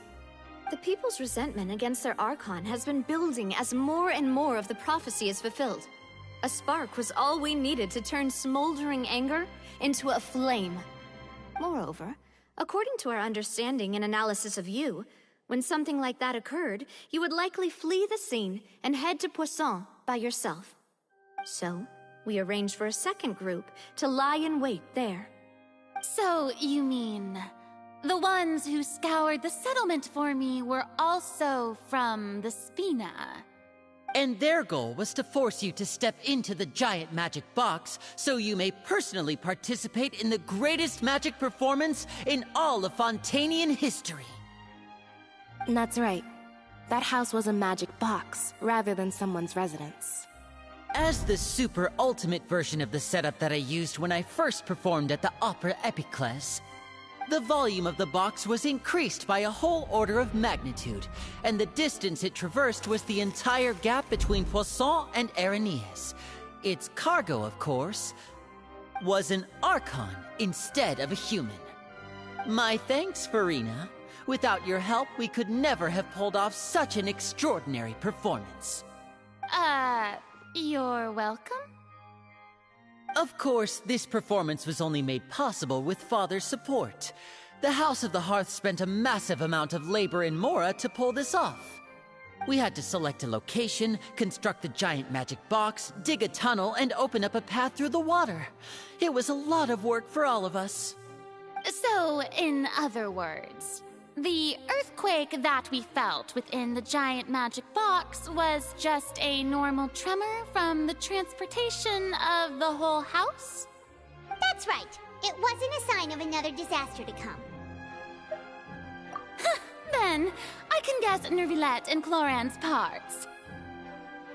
You gathered a crowd, prepared a stage, and made sure that the champion duelist would be immediately ready for a fight. Also that as soon as I appeared on the stage, the trial may commence without a hitch. Am I right? Yes, that is correct. Well, Clorand, I must commend you for your courage. Only the most outstanding champion duelist in all of Fontaine would accept a duel with an Archon without flinching. Thank you. As for you, Traveler, I suppose your role was to keep me distracted with conversation once you found me in Poisson. You'd make sure that I didn't notice anything amiss before revealing yourself as my prosecutor once we'd arrived onto the stage. Oh?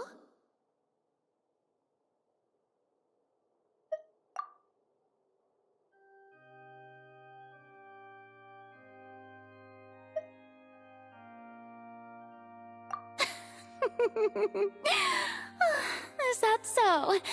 Then I suppose I must have missed my final chance. It's fine. It matters not. What's done is done. The stage is already set, so there's no reason to disappoint the audience.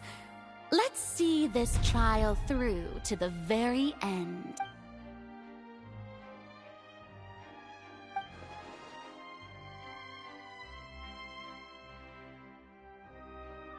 Madam Prosecutor, please allow me to pass this along. This is a document that Miss Charlotte applied for and received permission to share with you during the trial. According to her, it should speed up the proceedings. Huh? Charlotte wanted to give us something? Oh, so she's here too! Hey, Charlotte! Oh, let Paimon see. Isn't this the exclusive interview that she did with us before? Wait. Then that means this document is a perfect timeline of everything that's happened ever since we stepped foot in Fontaine! So in other words, we can refer to this anthology of evidence every time we want to use something from our journey as evidence for an argument! Let's quickly confirm the information in it. Just think of it as a refresher, alright? You defeated the Hydro Archon in the very first duels you took part in at the Opera House. That's one for the history books, alright. I didn't think that you'd wind up getting to the bottom of the case I'd been following all this time. I guess you could also see this as a happy coincidence. This is the first time Monsieur Nervilette had a difference of opinion with the Oratrice. Even the Hydro Archon can't figure it out. A Fatui Harbinger. She's an extraordinary person. Her instinct must mean something. The fortress of Meripede was almost destroyed in a single day. That I didn't witness that scene personally will always be a source of professional regret, I think. According to Monsieur Nervilette, both Child and that whale should have been in the primordial sea at that time. I nearly lost my awesome friend Navia. To be honest, that still gives me shivers. The words of someone as extraordinary as a witch can probably only be truly understood when something surreal happens to you.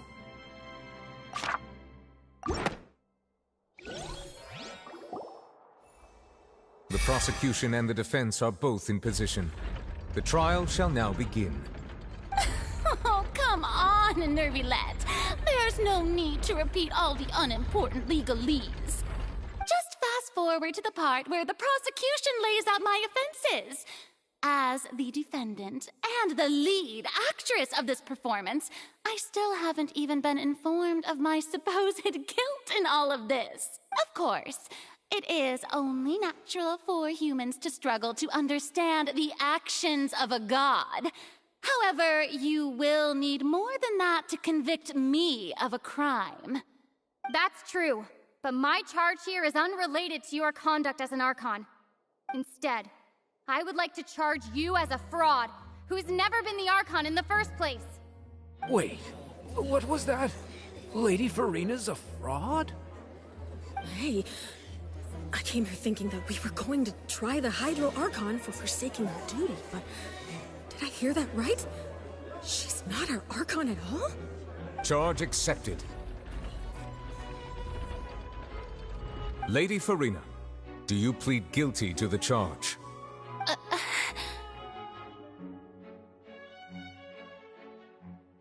Lady Farina. I plead not guilty. How can I be guilty? There is no way that I, Focalor, otherwise known as Farina de Fontaine, a member of the Seven and the Regina of all waters, kindreds, peoples, and laws of Fontaine, could be anything other than your true Archon. Yeah, even though Lady Farina can be rather eccentric, isn't it going too far to doubt her very identity? Yeah, I've never questioned her identity either. Sure, Lady Farina can be super irresponsible, but what grounds does that prosecutor have to make such a huge claim? I have cause to believe that common sense will prevail in this case. Many of the members of the audience have known me as the Hydro Archon ever since they were born. There would be no fooling their memory. See? Even the Oratrice has decided to show me its favor. Are you sure you want to commit to a charge that will never be upheld? If you wish to drop the case, I can promise you as the God of Justice that you will not have to face trial for making a false accusation. We will treat everything that's happened as a dramatic spectacle and move on with our lives. What do you say to that? Huh. An argument with near impossible odds, huh? You have to not only refute Farina's claims, but also overturn the long-held beliefs of the people. Well, I tried to give you the chance to surrender. If you must persist, then let me ask. If you believe I'm not the Archon, then what manner of being do you think I am? And if I was not the Archon, then how did I manage to live for over 500 years?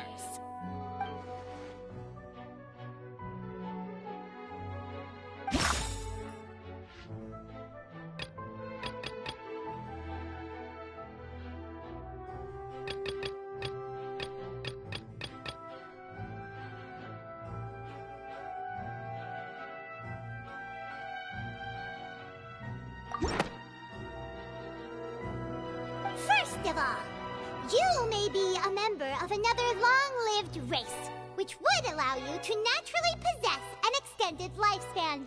And second of all, even if that wasn't the case, there could be other ways to extend your life. Who gave you that idea? Was it the knave? You'd sink so low as to use a harbinger's words against me.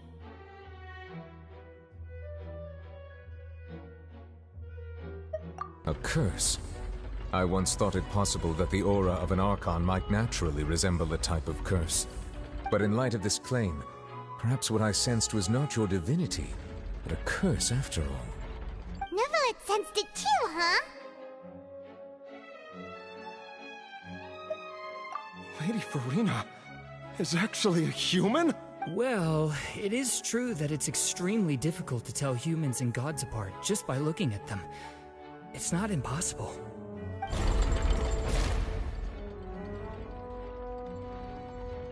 Well, don't start celebrating too early now. Even if I have been carrying a curse like you said, how does that prove that I am merely a human being?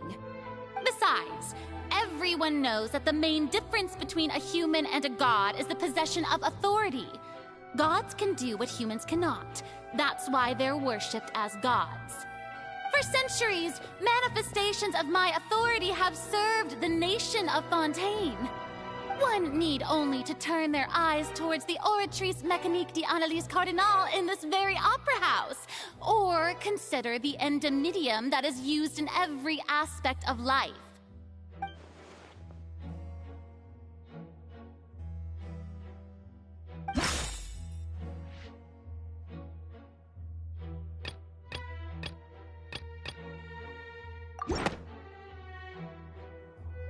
You tried to reference the Oratrice, but weren't you as confused as all the rest of us when the Oratrice declared Child to be guilty without any proof?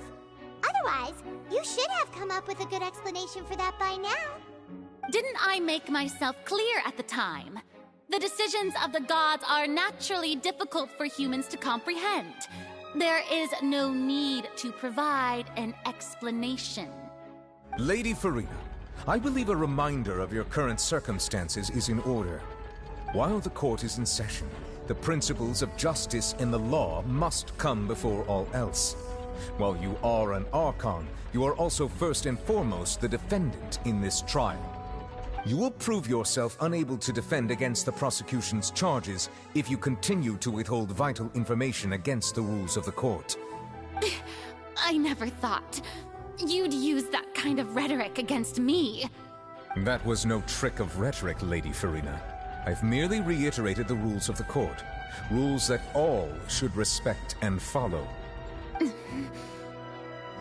So, you neither knew why Child was declared guilty, nor did you understand the structure and operations of the Oratrice. Instead of having been created by you, the manifestations of authority you mentioned have been made by the real Hydro Archon, haven't they? The real Hydro Archon? Well, now you're really losing me. It is true that I did not know why the Oratrice gave out a guilty verdict that day. But the Oratrice handed out that verdict unilaterally, and it has been operating independently ever since it was first created. You can't argue that just because a divine creation is flawed, that the god behind it must also be no god at all. She's still throwing out all kinds of excuses. Seems like she's confident that we won't be able to produce proof that she has no power over the Oratrice.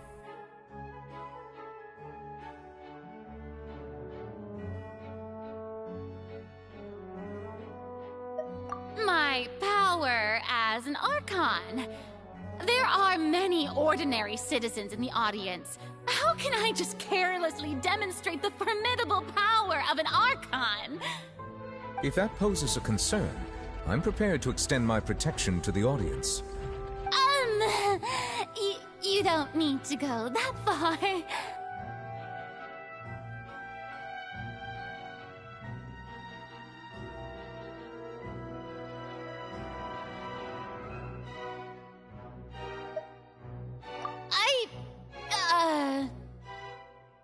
Aren't you the Hydro Archon?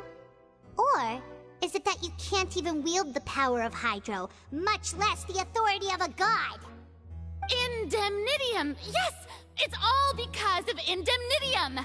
All Archons derive their power from the faith of the people, and I've converted the people's faith in justice into Indemnitium! Thus did I give up all of my divine power to provide everyone with energy for their daily lives. Have you ever seen a more magnanimous god? Isn't that a huge stretch? Yeah, no matter how generous an Archon can be, how could they give up all their power? Can a god with no power even still be called a god? It seems like nobody's buying Farina's excuse. Hey, come now, everyone. Please don't stare at me as if I was a liar. I'm still the same Farina you knew, right? The one that you loved. Shouldn't you want to believe in me? Please? You've got to believe me! If what the prosecutor said is true, she really has committed a grave offense. Did she deceive all of us? And all of our parents and grandparents too? And all of our ancestors? Ever since they were born? Enough! That's enough! Tell me then, if I'm not the real Hydro Archon, then who is? If you have no evidence of another Hydro Archon's existence, nor can you find anyone who can back up their claim to be such, then what grounds have you to say that I'm not actually the real deal? Wow, she came up with yet another argument. How can we refute her now? Seems like she really doesn't want to give up.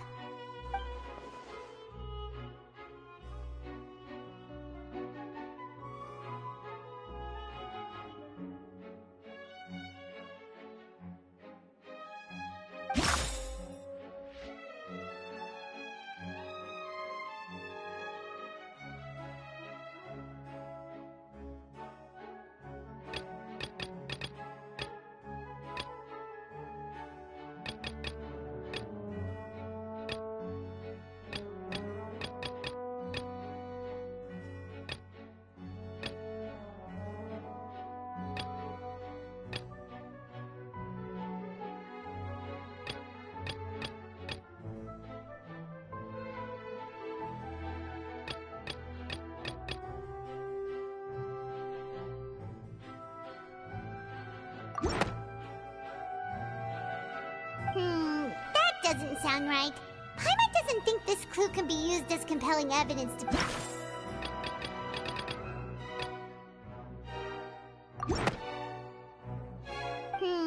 that doesn't sound...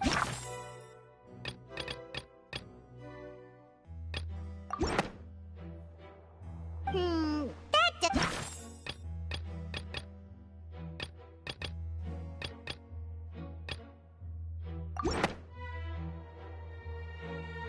It has been established that all Fontanians can dissolve in water from the primordial sea.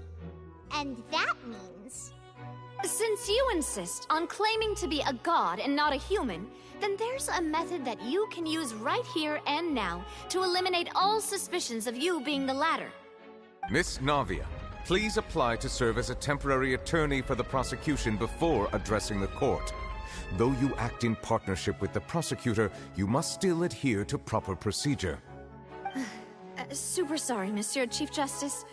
I swear this really will be the last time that I'll speak out of turn. Now, I've brought some seawater from Poisson. As everyone knows, a massive flood struck the area not long ago, taking many lives, including those of some of my closest friends. So, Miss Farina, would you dare to touch some of the seawater? If we are to believe that you are indeed the real Hydro Archon, touching the seawater would have no effect on you. All it should do is strengthen your case. But if you don't dare to touch it, then we would have basically proved the reverse. Oh, and I must remind you that after the disaster at Poisson, nobody wants to see any more people dissolve. I do hope you'll act prudently and choose the simpler path of admitting guilt. Navia from the Spina di Rasula. The Spina has governed Poisson for many years. I guess her suggestion is valid. If Lady Farina is indeed just a human, she's probably Fontanian like all the rest of us. Would she really dare to try?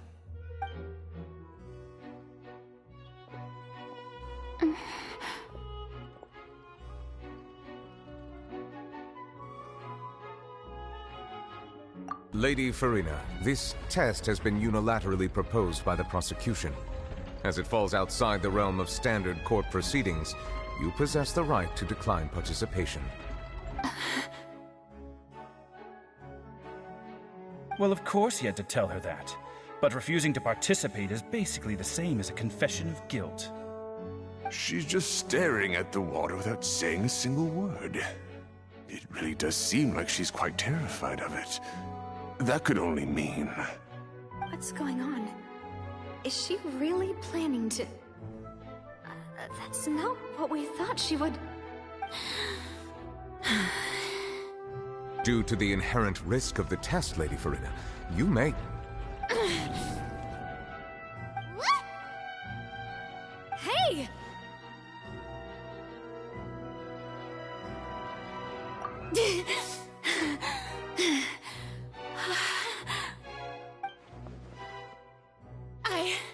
I'm fine!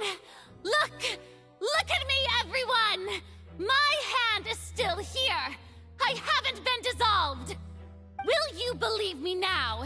I really am your Archon! I'm nothing like a normal human who would fall apart as soon as they touch this water! Really, was this not the most obvious thing in the world? Miss Siegewin? If you're present, Miss Siegewin, please come forward and attend to the defendant. Siegewin? Don't be nervous. It'll just take a few seconds. Let me see. That should be enough.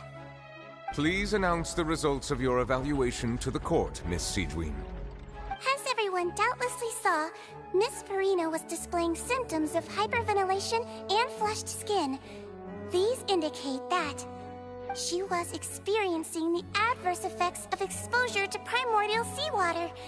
The extent to which she was affected is the same as other humans when exposed to primordial seawater of a similar concentration. Thank you, Miss Siegewin. Lady Farina, you may return to the defendant's stand. Oh, wait. What did she just say? I didn't get dissolved! Shouldn't that be enough to prove my innocence? Well, considering your tendency to run from your problems, we did originally prepare a direct sample of the seawater around Poisson. However, after extensive discussion, we exchanged it for a sample that is not concentrated enough to dissolve an actual human. After all, on the off chance that something entirely unexpected might occur, we don't want anyone else to lose their life to the sea. Yeah, so out of regard for Farina's life, you secured a low-concentration sample and asked the head nurse to serve as an expert witness. It's a great thing that the direct sample wasn't actually used. Farina could have... I can't believe... you...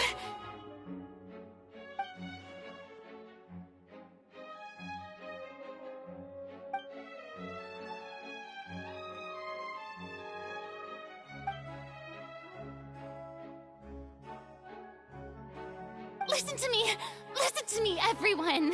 Please don't give me such cold and disdainful looks! What happened just now didn't prove a single thing! Think about it! How can you conclusively prove that an Archon can't also be affected by the primordial seawater? Also, if I was really just a human, why would I dare to just put my hand in that kind of water?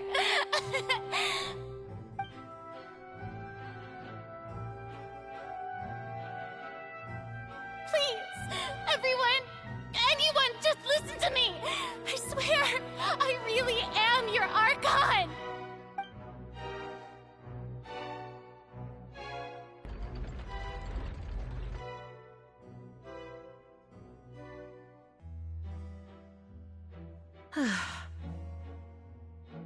I don't think anything she says at this point will sway anyone. The odds are just too stacked against her now. With all the things that have been said, Paimon doesn't think there's any way left for Farina to win. I believe the time for arguments and presentation of evidence has come to an end. If there are no objections, we will move on to the final judgment.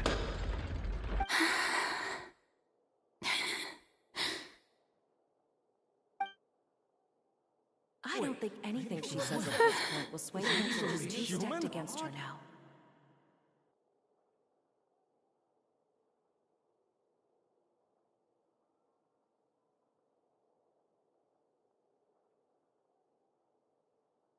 In my capacity as Chief Justice, I shall now render judgment on Farina's misrepresentation of herself as the Archon of Fontaine. As a human who knowingly deceived her fellow citizens, Farina is... guilty.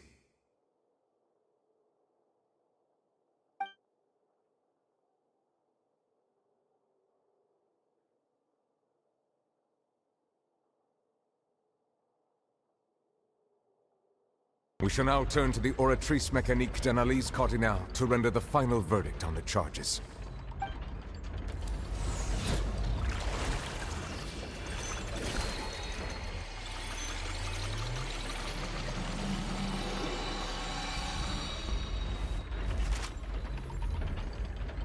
According to the judgment of the Oratrice Mécanique d'Analyse Cardinale, Farina is...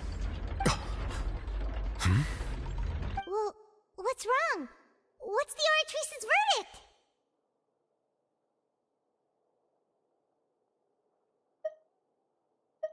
No. The Oratrice also displays a guilty verdict. Isn't that correct, then? However, the exact wording of the verdict is thus. The Hydro Archon, guilty, to be punished via the death sentence. The death sentence? That's actually one of the available sentences? I've always thought that it was just a myth. The one and only time the death sentence has been handed out at the court, and it's been given to the very person we've worshipped as the god of justice? What an unexpected twist. Farina's been sentenced to death by the Oratrice? We just wanted to use the trial to show her the seriousness of things so she'd tell us the truth. How did things escalate this quickly? This outcome is indeed quite strange. According to Fontaine's current definitions of justice, as well as its recommendations for criminal sentences, is this sentence really appropriate for the crimes that have been committed? Yeah! Even Vacher wasn't sentenced to death by the Oratrice. You know, the real evil mastermind behind the serial disappearances case.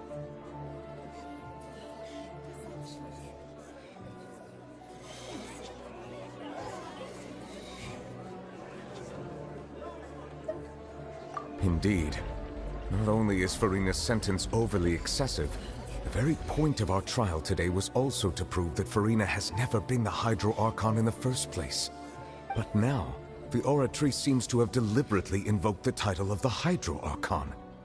What does this mean?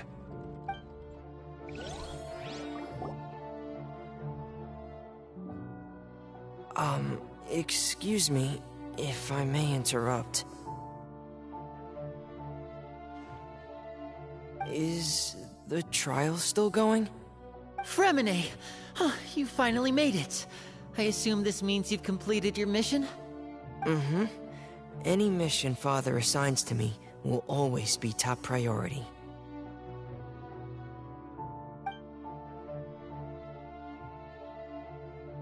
Is that the first prophecy slate? Huh. So the knave privately arranged for Fremine to try and find the missing slate. I looked everywhere and finally found it at the bottom of the sea. It took me a long time to get around some dangerous stretches of water. But has the trial already concluded? Then doesn't that mean I've come too late? Oh no. Father will be disappointed in me.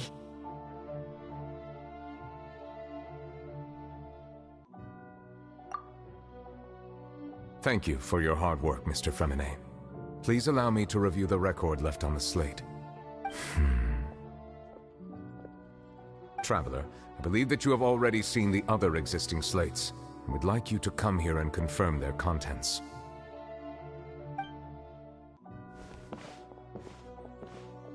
Huh? So what do you see? What is it?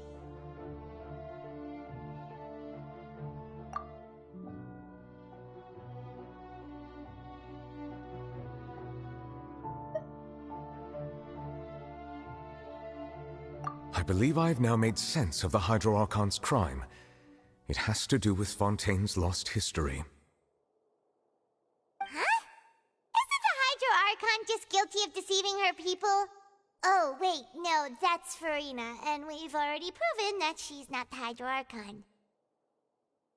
So when you say Hydro Archon, do you mean the real Hydro Archon we've been kinda talking about?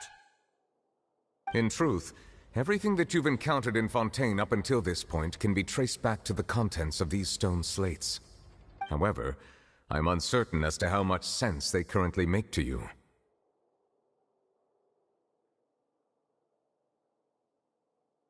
Okay, let's try to recall the contents of the other 3 stone slates. Paimon will do her best to help you remember.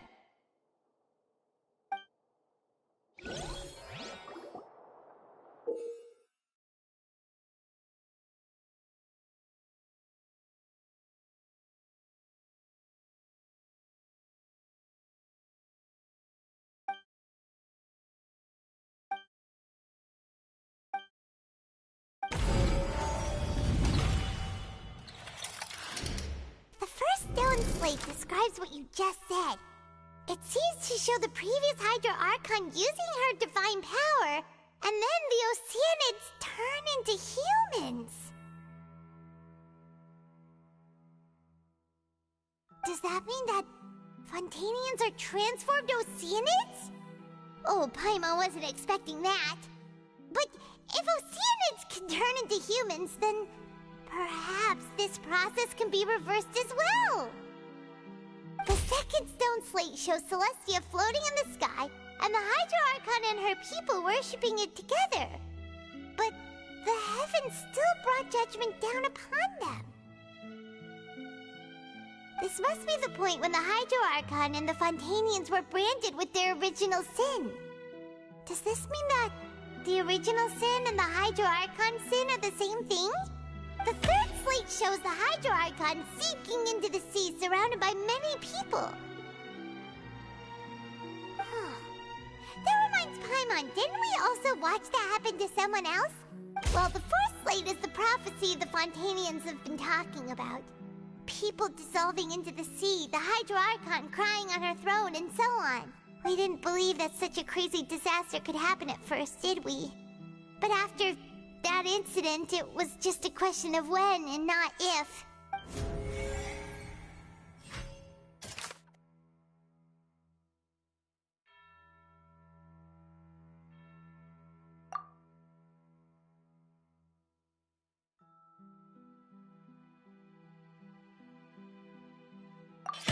We know from the case of the serial disappearances of young women that Fontanians can be dissolved in primordial seawater. And the first stone slate tells us that long ago, the Hydro Archon used her power to turn Oceanids into humans. This might be the reason that Fontanians can dissolve.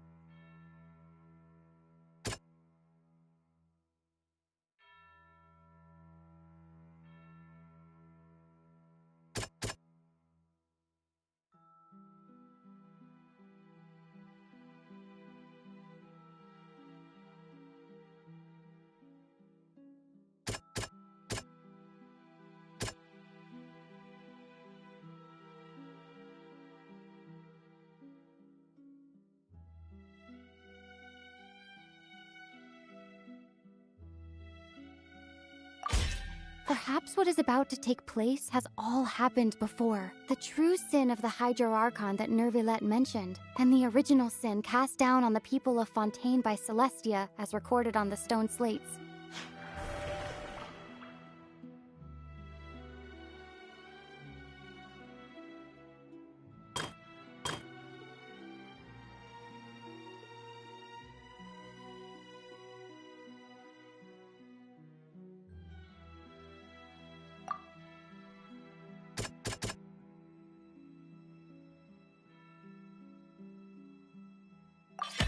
It's not as simple as falling into the sea. When Navia fell into the sea, her consciousness was subjected to judgment. The stone slates show the people gathered around the Hydro Archon in the sea. Could that be alluding to the same thing?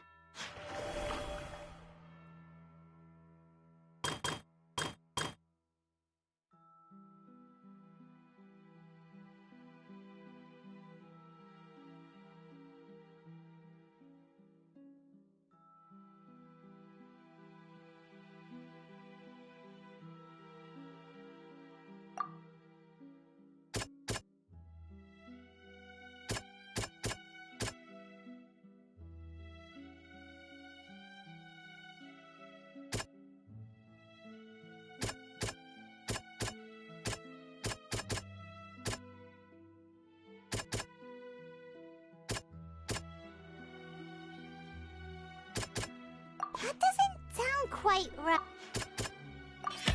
The prophecy from the stone slates found its way into society, but not many people believed it at first. The fortress of Meropide was nearly flooded with primordial seawater, which we know can cause Fontanians to dissolve. It seems increasingly likely that the prophecy may come true. If we hadn't dealt with it in time, things could have gone very badly. They'll dissolve into the primordial sea but won't cease to exist. Their essence will flow in the seawater, converge, and take the form of an Oceanid.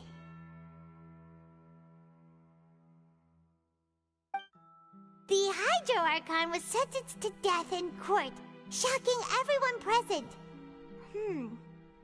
Perhaps this means that her sin was actually Fontaine's original sin. Navia fell into the water inside those ruins, and she nearly dissolved. She was surrounded by the people of Poisson in a court within her consciousness, and was forced to take part in a trial meant to make her stay. The eruption of the primordial sea at the fortress of Meropide was the surest sign that the prophecy was about to come to pass no matter what.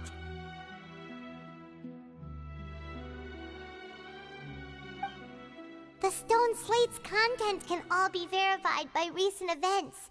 If we combine what we know together, loads of truths should come to light.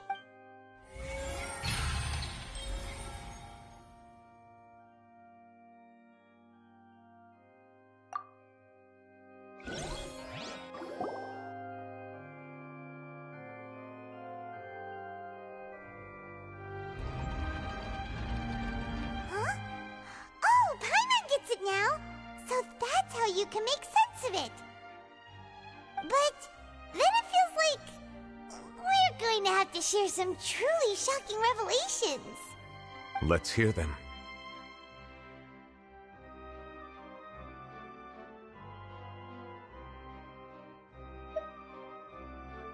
Incredible. Linny, did you hear that? We're not real humans.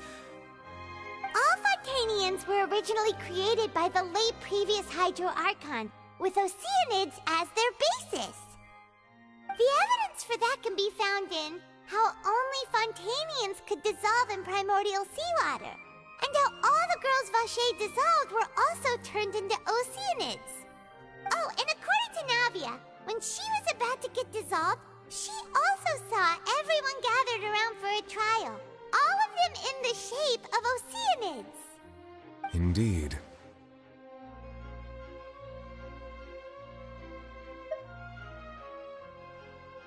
Yeah, and it follows from the content of the first slate that she probably anchored Celestia by creating humans without prior permission. That could also explain why the Oratrice judged the Hydro Archon to be guilty. It's to account for that ancient sin. The Hydro Archon's true sin was creating us? And yet, after many hundreds of years, the Hydro Archon's creations have turned around to try to judge the Archon within the Opera Epiclese. The twists of history are often the most unexpected of all.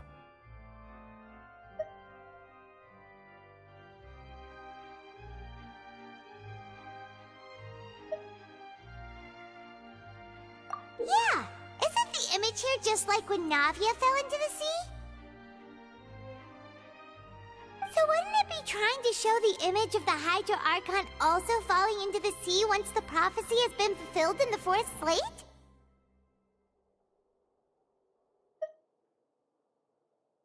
In the end, the people will all be dissolved into the waters, and only the Hydro Archon will remain weeping on her throne. Only then will the sins of the people of Fontaine be washed away. Did Paimon get all that right? You've made some keen deductions. I must say, given how much you still don't know, it is impressive that you've already managed to connect so many pieces of the truth. However, while you were able to decode all the information on the slates, they've also been etched with an additional layer of hidden information using a different power source. When we were at the ruins, I tried to decipher the hidden information recorded in the slates. But since we only had 3 slates at the time, I was unable to come to a full conclusion. Now that the slate collection is complete, I shall make another attempt to decipher the narrative recorded within. If everything goes well, we should finally be informed of the unadulterated truth.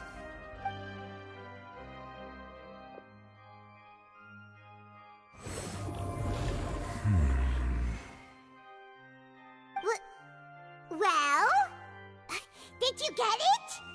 I believe I should share this truth not only with you, but with all the people of Fontaine as well. I will try to briefly summarize it for you. Your hypotheses regarding the origin of Fontainians and the sin of the Hydro Archon were both correct. In the Fontaine of old, the previous Hydro Archon sensed the yearning of her Oceanid familiars for life on land.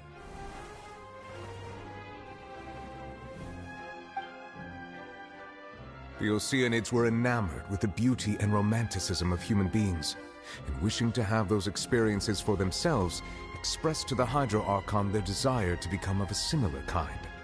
However, even though water as an element is intricately linked with the power of life, the Hydro Archon, as one of the 7, did not possess the authority to create a new form of human life. Not one to give in, she eventually found a way to create permanent humanoid bodies for her familiars by appropriating the power of this planet's primordial sea. She poured primordial seawater into the Oceanid's blood vessels, creating humanoid mimics in the process. But if Fontainians were to ever come into direct contact with water from the primordial sea, the power within their bodies would escape these artificial restraints and return to the sea. As a result, their forms would collapse, and they would be reverted to their original forms as Oceanids. Of course, the Hydro Archon never received permission from the heavenly principles to create a new human race. And thus, the Hydro Archon and all of her creations came to shoulder the original sin of appropriating the power of the primordial sea. That is the true history of how the people of Fontaine first came into being. So we were all Oceanids before we turned into human beings? That's way too much information for me. I think I'm just going to pretend that I never heard a single thing. Wait, but if that's the truth, we can't let the Hydro Archon be sentenced to death. After all, her only sin was creating us. This really might be too much information for your regular Fontainian, but it does answer a lot of our questions. Alas, your hypothesis regarding the 3rd and 4th stone slates was inaccurate. The slates' respective positions are, in fact, correct.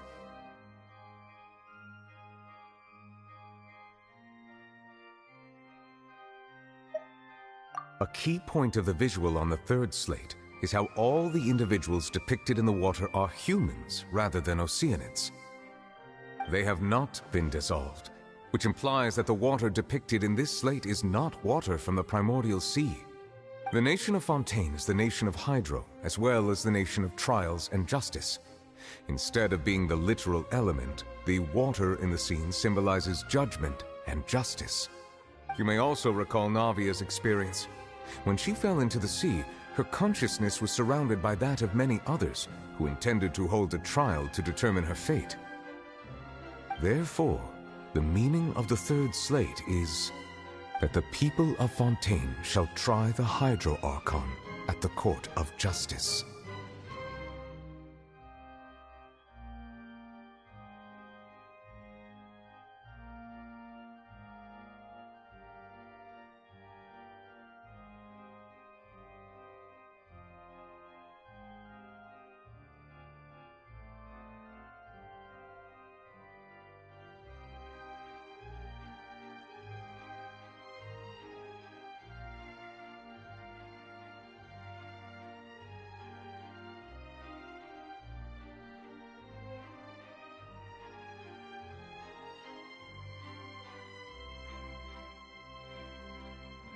Yes, it refers to our present situation. I think I'm following now. So, what you're saying is, even though we decided to put on this trial to avoid fulfilling the prophecy, in truth, everything we've done has happened exactly as the prophecy foretold. So now, it seems, we're the ones making sure it comes true. What should we do? Huh. No matter what, the prophecy will be fulfilled. If that's the case, does that mean the scene in the fourth slate will also be fulfilled soon? Traveler, I would like to point out another small fallacy in your deductions about the fourth slate. You probably thought that the eruption of primordial seawater beneath the fortress of Meripede served as the surest sign that the prophecy was about to come to pass, yes? However, I believe that rather than being a sure sign, that eruption could in fact only be a small warning of something far worse to come. As for the root cause of the catastrophe, I believe you've already encountered it once before.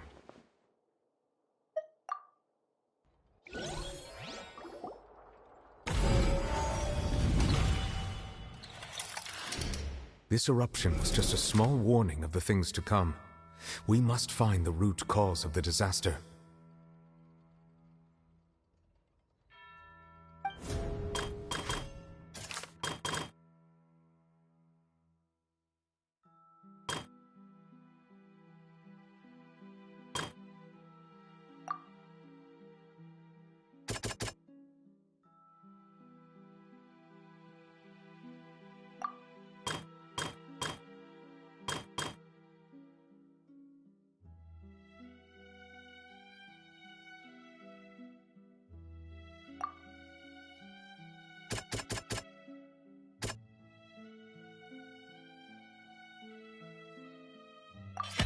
It was both dream and reality. If we're talking about a true culprit, that could only be that thing inside the primordial sea, right? The truth, the original sin, the trial, and the root cause of the disaster.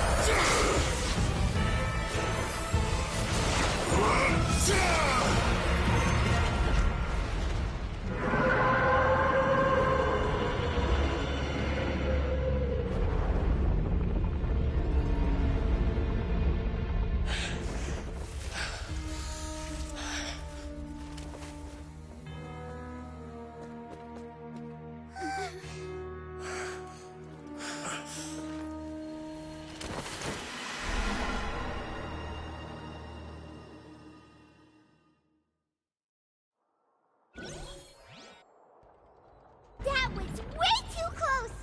How did that thing just burst into the Opera House? Wait, was that the huge whale you saw in your dream? So we've met it at last. I understand very well why it has chosen to make an appearance here. That whale does not belong to Tevat. It is a monster that has traversed the stars, weeping all the while. It has been greedily consuming the energy from the planet's primordial sea, using it to grow. That is the main cause for the rising sea levels. And once it has finished consuming all of the energy contained within the sea, Its next step will be... You said that when the Hydro Archon first created Fontanians out of Oceanids, she filled their blood vessels with primordial seawater. Precisely. That whale finds the blood of Fontanians nigh impossible to resist. Therefore, when it left the primordial sea, it decided to make its next stop a packed opera house full of food. Food in the form of Fontanians. We just barely managed to push it back, right? In that case, won't it come back to target the people again, once it's managed to recover its strength? That is correct. Indeed, it is more accurate to say that we should thank that Harbinger for buying us some time. Without him, the whale would have likely come onto land far sooner. From the way he looked, he must have been fighting the creature for quite a long time. That battle maniac. We've always known that he had a special connection with that whale, but we definitely didn't expect it to help us out like this. Anyway, now that we know that this whale is the actual cause of the disaster recorded in the prophecy, all we need to do to stop the prophecy would be to find a way to beat it up, right? It is too late. It had already absorbed too much of the primordial sea's energy before we could notice it. At this point, it has become practically integrated with the sea itself. Even if the entirety of Tevat were to be destroyed, it could still survive and swim off towards some other world. That's not something I will accept. We've already done everything we can, and we even found the true culprit. We've come so far. You can't just tell me that the last hurdle is some impossible foe. That's just not fair. Indeed. That's not how a grand performance should end. I'll fight it to the end. No matter what. So the prophecy will be fulfilled no matter what, huh?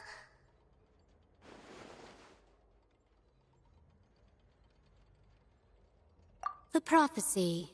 Yes, what has been prophesied will be fulfilled. You may view such things as the history of the future.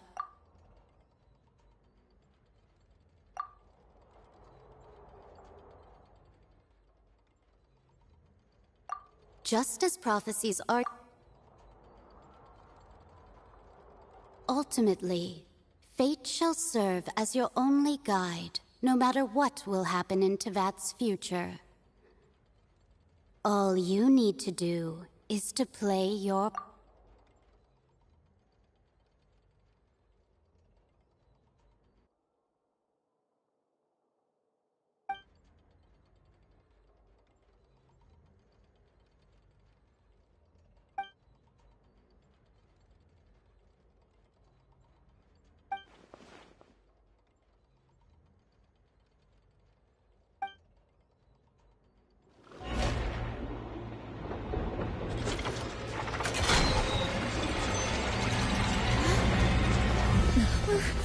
What's happening with the oratories?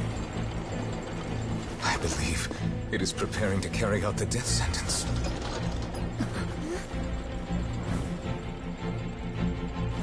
Farina!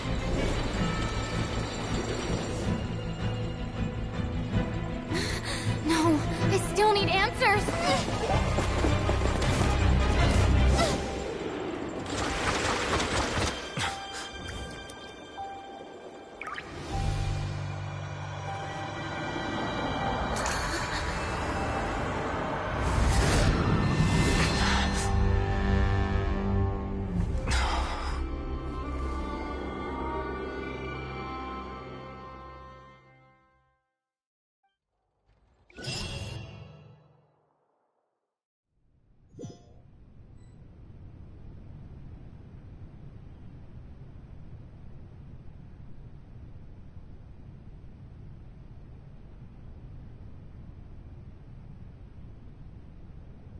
You...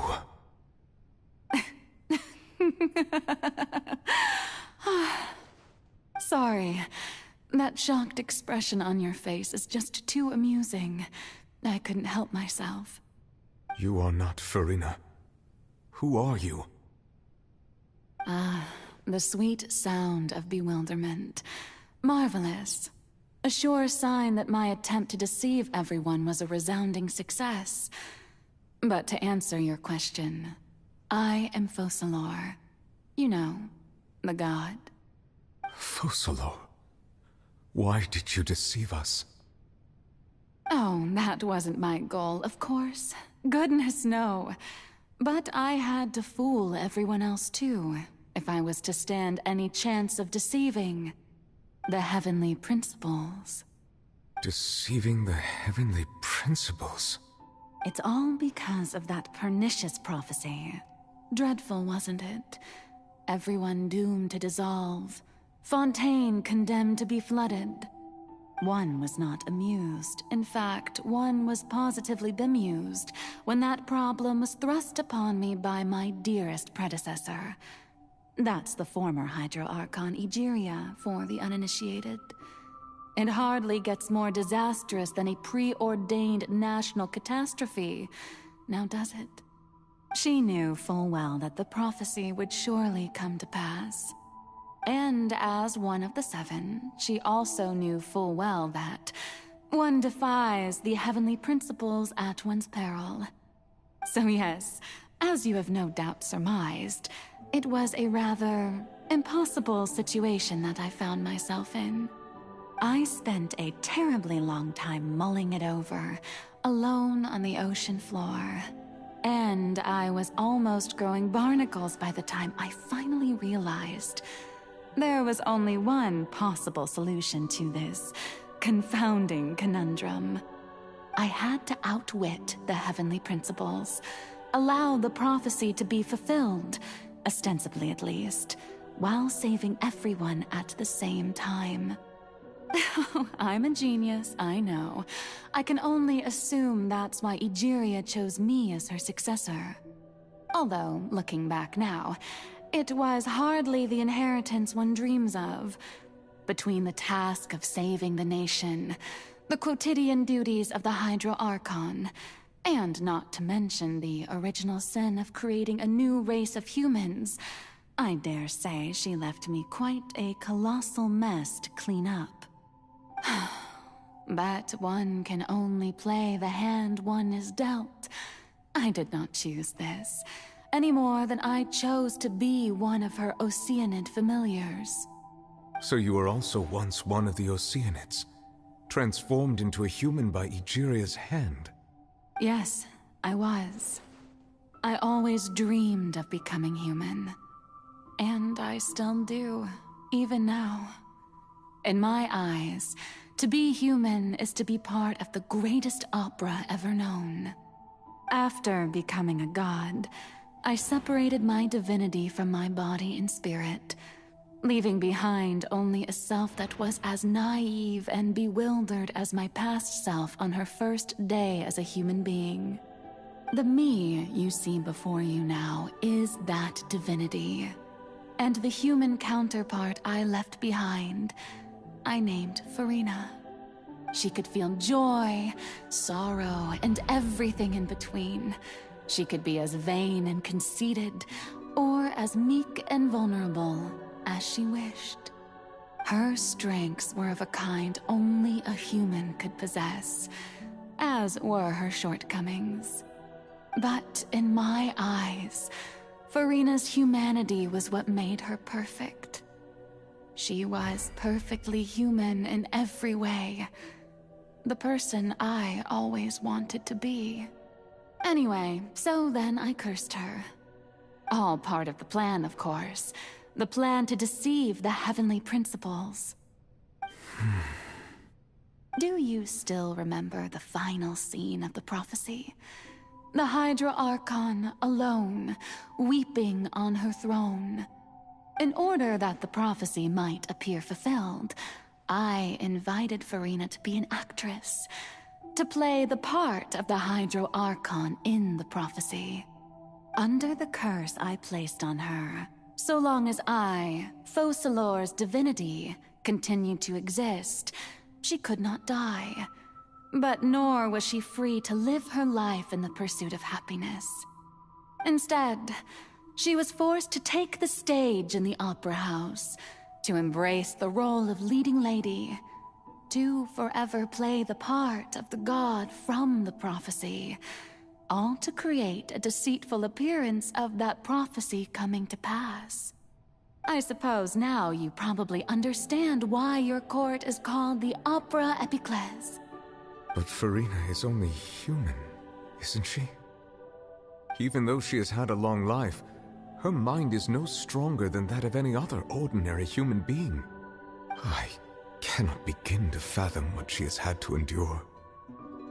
It must have been torture for her. It has indeed. And although she is, in a sense, me in human form, I most definitely owe her an apology for it. It's been 500 years, and all along, she's been playing her part in the most unimaginably long, unbearably lonely, and agonizingly painful opera of all time.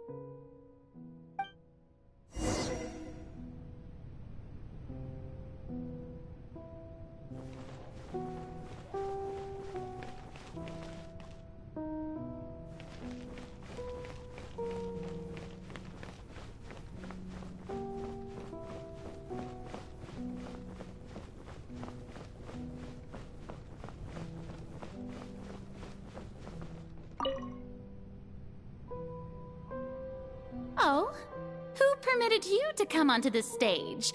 Now, I understand your admiration for my august self, but I must ask you to keep to the rules. All right. It is not my intent to reprimand you. There is no need to state your name. Just be off with you. Do not distract me from my performance. Oh, do not jest.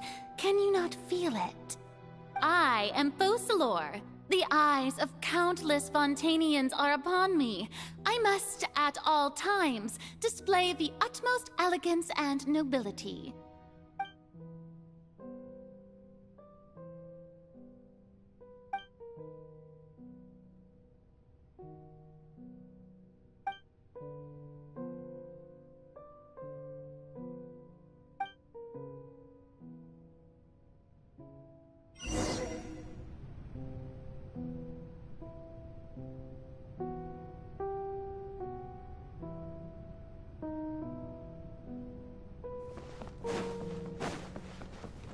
Dear audience, the performance is experiencing a technical difficulty, but worry not. The guards shall resolve it soon enough.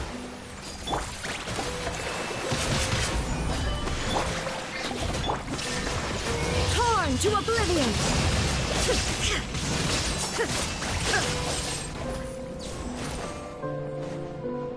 Hey, what gives? The audience is still watching me, you know. Guards? Wait, where are the guards? Guards!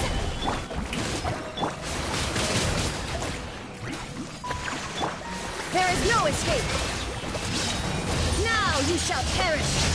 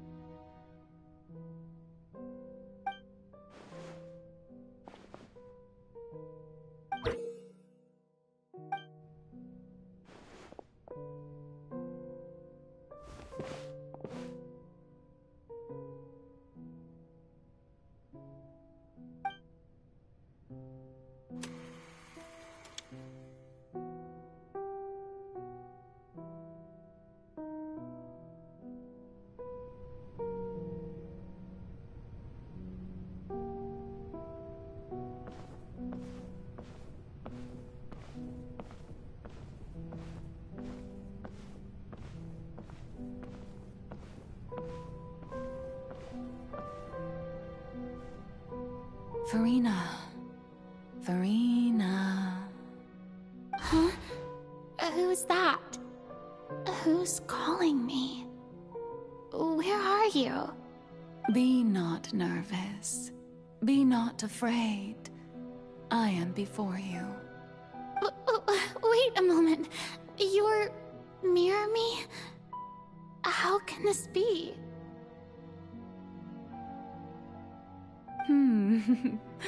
Mirror you, huh? You know what? That's not bad. Let's go with that. Mirror me? What do you wish to say? The prophecy. Have you heard of it? What prophecy? Wait. I know. I think. I don't know why, but it's in my head somehow. The people will all be dissolved into the waters, and only the Hydro Archon will remain, weeping on her throne. Only then will the sins of the people of Fontaine be washed away. Oh, very good. You know it well. What's going on? I can't seem to remember anything clearly. The only thing I know for sure is this prophecy. Will it really come to pass? Yes, it will. And that is why I've come to you. Disaster will come to Fontaine sooner or later. Things will develop just as the prophecy declared. There is no escaping it. But doesn't that mean everyone will die? I'm a Fontainian just like them. Will I dissolve too? Oh, don't worry. Magical meetings exist in this world precisely to give people a chance to turn things around. It is the reason why you met me today. I will tell you how to save everyone, but you may have to suffer somewhat. Oh, so there's still hope after all. Goodness, you frightened me. You spoke so much and with so much certainty. As for the suffering, well, I will admit that the first thing that came to mind was, why do I have to be the one to suffer? But if the prophecy will come true, I'll also die anyway, right? So if I've already met you as my magical meeting in this world, if there were scales, with all the people of Fontaine on one side and my pain on the other, is it not obvious where the scales should tilt? You truly are the perfect human, my ideal. I suppose this would also be the justice that belongs to you. Huh? Don't worry, it's nothing. Listen well. Fontaine has just lost its Hydro Archon. I need you to play a role. That of the new Archon. Play as a god? That's right. You must begin a never-ending masquerade. You must never let anyone suspect your identity. If you can keep it up, then I shall have my way of defying this prophecy. But should your identity be revealed, then all hope will be lost. But how will I do this? A human assuming the role of a god without being exposed. Don't worry. What you must do is not to turn yourself into a real god. You simply need to play the role of a god as humans imagine them to be. Being a human yourself, I'm sure you already know what such an entity would be like. Remember, your true challenge will not be pursuing divinity, but contending against humanity. I'm still not sure I understand, but I'll try. I'll try to do this. So, how long am I going to have to play this role? To accomplish this mission, you will have to stay on the stage for many, many years. You will endure and not grow old until your task ends. But I promise you, all will eventually end in a magnificent and dramatic trial, and everyone will be saved. A trial, huh? How exciting. I'll be looking forward to it.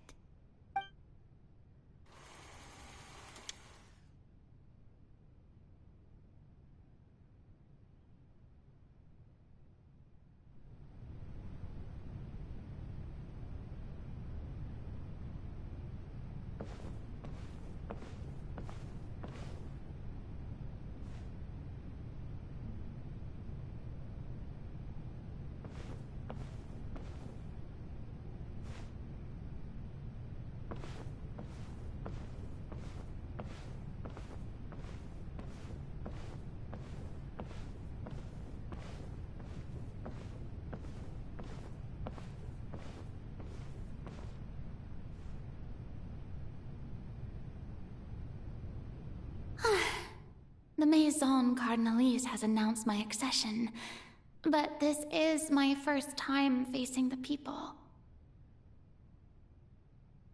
What should I say to most appear like a god? To be honest, I still don't know. Perhaps I should first try to act natural.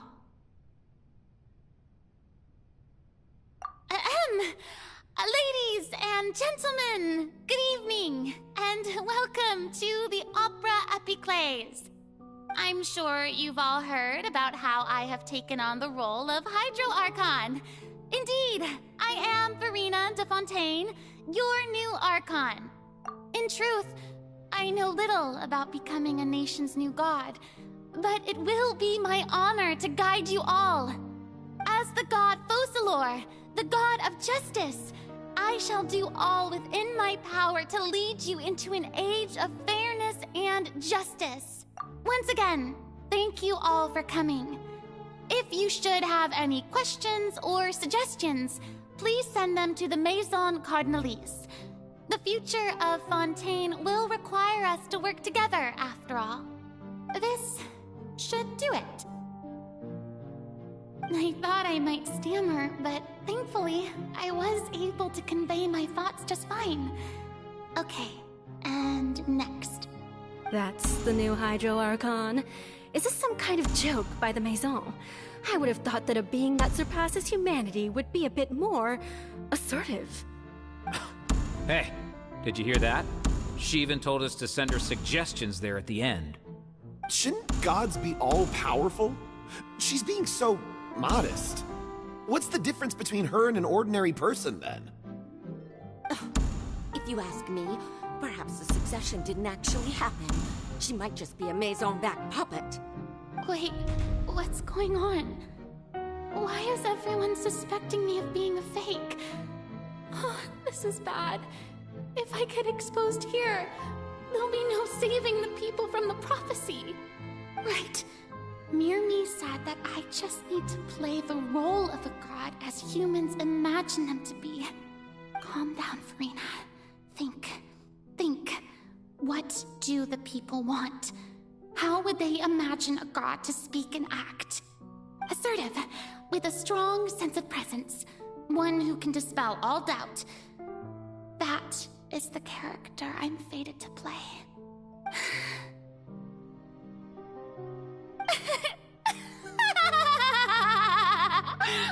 Oh, very good, my people. Only ones such as you are deserving of my rule. Now, I was wondering, if some weak puppet were to one day come onto the stage and claim ownership of this opera house, would the children of Fontaine follow them? Well, it seems that you would all see right through them. Having passed my test, you are qualified to witness wondrous trials alongside my august self, here in this opera house. you may consider my previous act a door gift of sorts. I thought it was a debut that suited the atmosphere. Now then, let us be reintroduced. Ah, so that was just a performance. How could I have forgotten that we were inside an opera house? Her personality.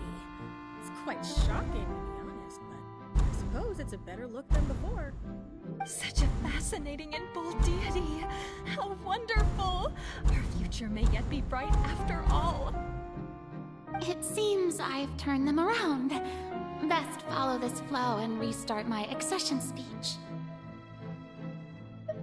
My dear people, whether you acknowledge me or not, whether you trust me or nay, I say to you, keep faith in your ardor for justice.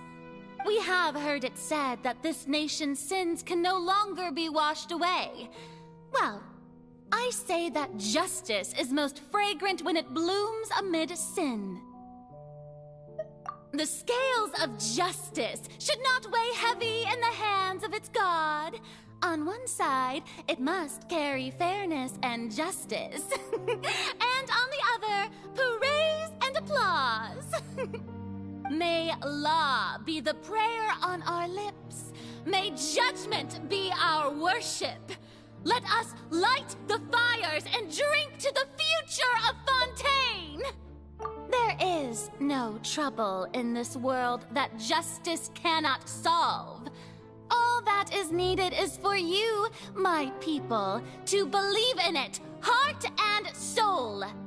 So long as I, the Archon Focalor, stand within the Opera Epiclese, so long as I stand before the Oratrice, I shall even judge the gods of this world!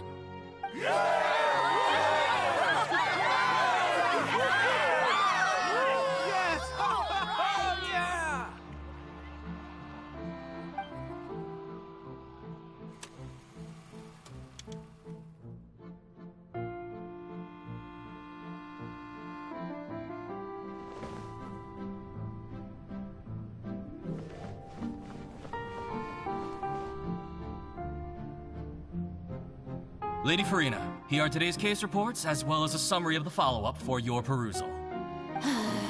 Come now, was I not just at the Opera House in person? Leave these kinds of things to Neuvillette.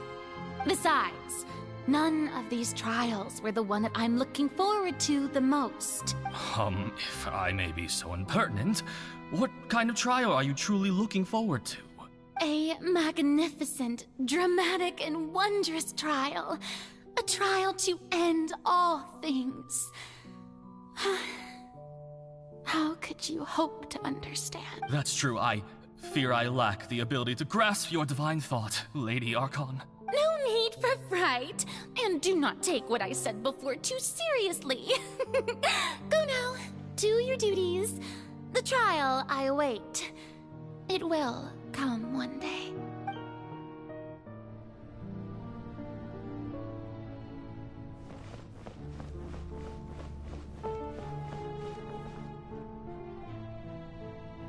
Lady Farina, I don't know what to say. Thank you for agreeing to see me. No need to thank me. Or rather, thank your own sense of perseverance instead. Long have you stood in line to meet me, have you not? Oh, I'm afraid that's just an inevitable consequence of my divine charm. All right, Deoteria, is it? How is your son's illness? You remembered me, and you knew of my family, too. He is doing much better now. In fact, he is far more of an ardent believer than I. He was the one who forced me to seek an audience with you, and to bring your words back to him. Oh, good. Very good. If this should happen again in the future, please do not hesitate to come and tell me. Going down to citizens' homes every so often, while not usual practice, should serve as a fine change of pace. Oh, you're such a gentle and wise god. Thank you once again, on behalf of my son.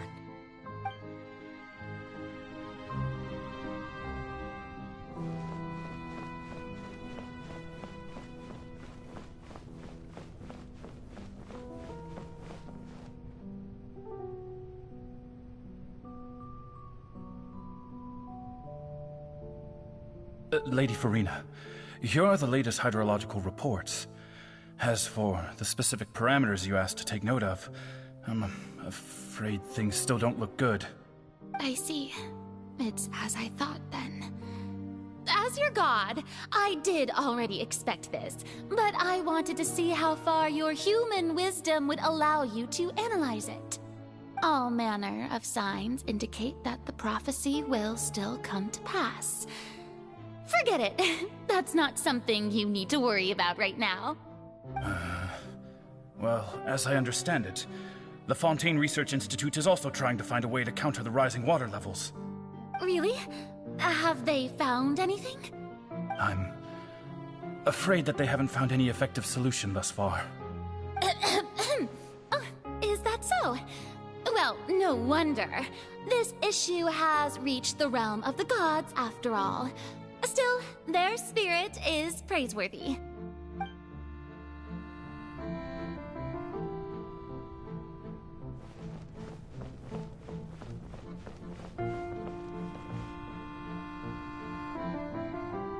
The day is finally over. I haven't had a moment to breathe this whole time. But it's good to see that everything's getting on track. There are no longer any voices of suspicion. Maybe this is fine. I just need to keep going, and everyone will be saved. Alright, Farina, don't think too hard about this. You need rest. Tomorrow's a new day.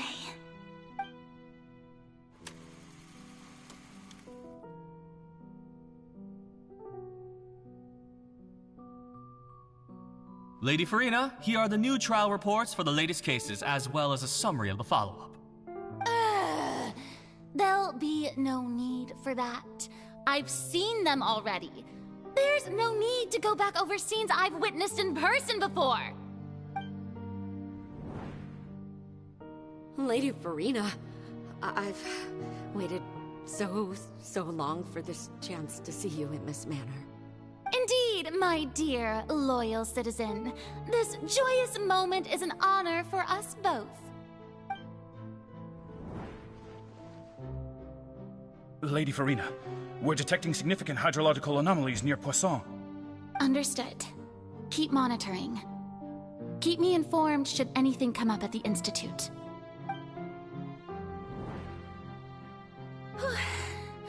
I don't think I let anything slip today.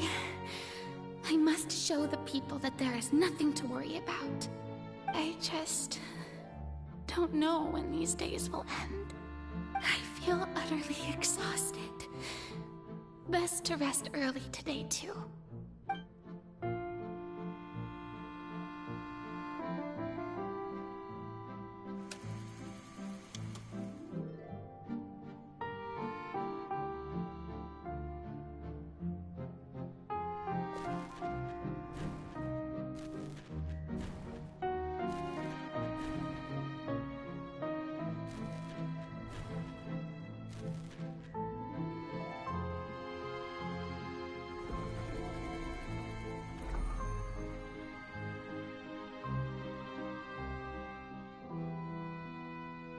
Lady Farina, it's like a dream being able to speak with you up close like this.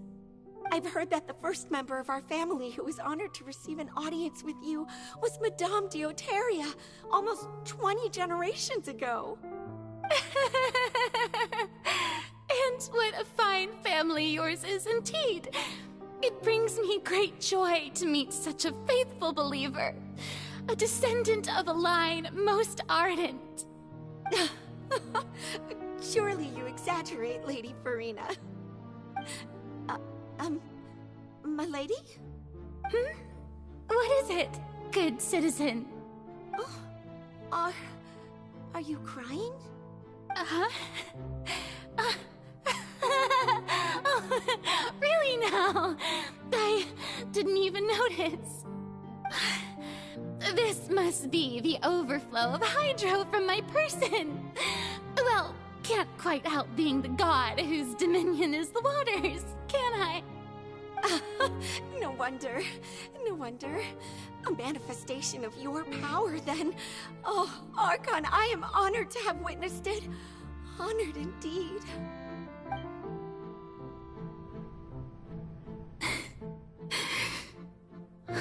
So interminable. So lonely. Hundreds of years must have passed by now. Perhaps the show must go on for hundreds more. I never imagined that it would hurt so much.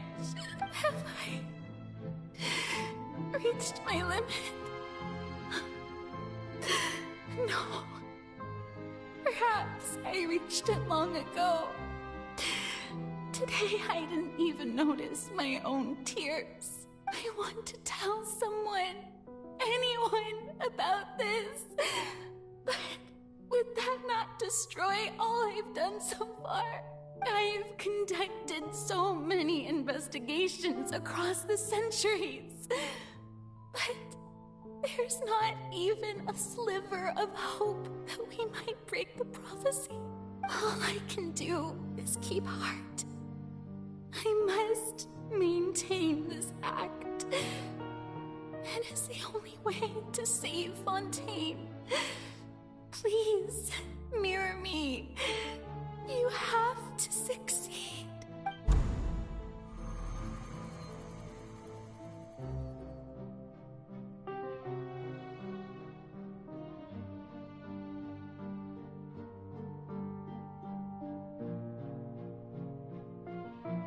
Farina, you don't have to shoulder this burden alone. Although I don't know what you might be keeping from everyone, your people are more than willing to share your burden with you.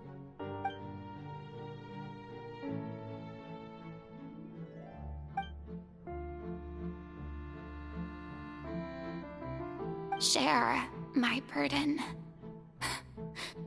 That's impossible. It was fated right from the start that this would be my duty alone. But even if your burden doesn't need to be shared, you can still choose to confide in someone. Just share it with me. I'm what you'd call a witness. A witness? Yes, I've heard that you came to Tevat from beyond the stars, yes. In other words, you never belonged here. And if Tevat is, in its entirety, a show on a stage, then you're just a spectator, aren't you? If that's the case... She's right. I could confide in her, couldn't I? But if things don't play out as expected, the people of Fontaine will be the ones to pay the price. No, Farina. You shouldn't be selfish. But what if it's really alright? Farina, you've worked so hard for so long. Surely it would be okay to put yourself first for once. Just this once. Is it such an outrageous thing to do anyway? To find someone in whom you can confide your frustrations and sorrows? Surely it could not hurt. If you let this opportunity slip through your fingers, it might never come by again.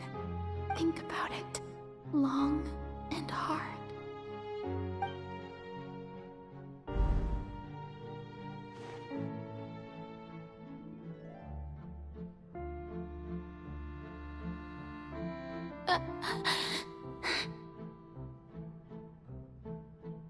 No, I have nothing to say.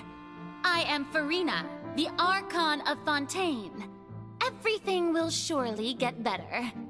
All you need to do, dear spectator, is to witness my performance until the curtains fall.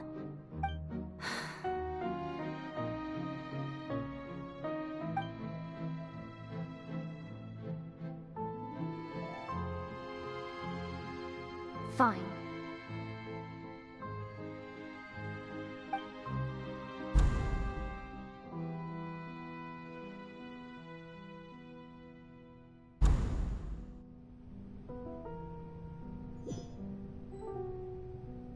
So even Farina doesn't know the truth? You've never once let her in on the full plan? Yes, it had to be done. To deceive the heavenly principles, you must first deceive yourself. She did very well.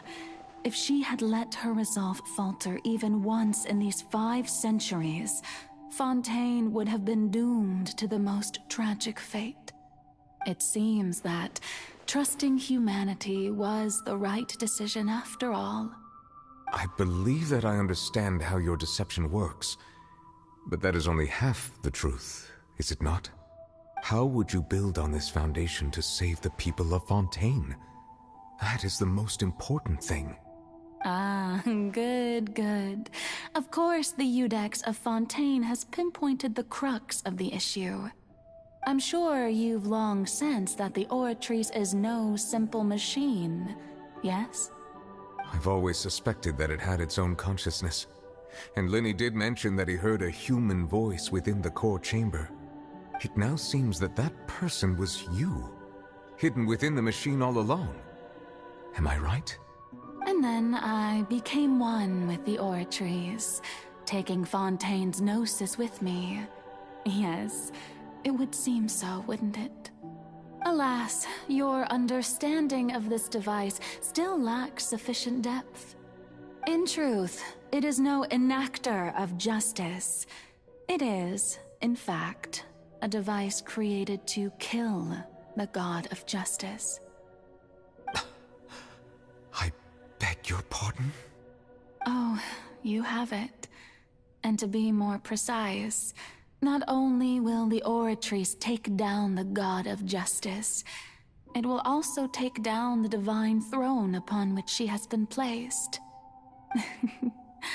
I mean, did you think I would be the sort to enjoy peaceful repose while Farina suffered?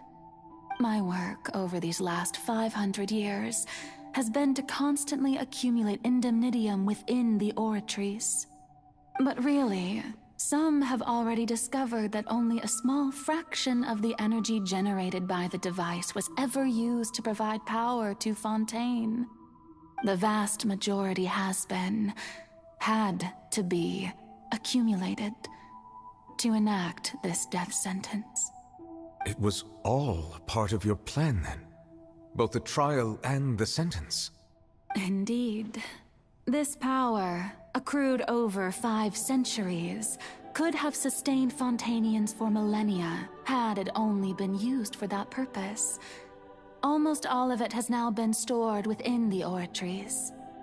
But only power of this magnitude could hope to destroy the Hydro Archon's divine throne, shaking the rules established by Celestia, and breaking through the institution that is the Seven. So the Oratrice's call for death was for neither Farina nor Focalor, but for the Hydro Archon. The destruction of that divine throne. If I do not misunderstand your intent, you must be... returning what's rightfully yours to you, of course. In other words, this was all done to return the authority of the Hydro Archon to the Hydro Dragon of this planet. But...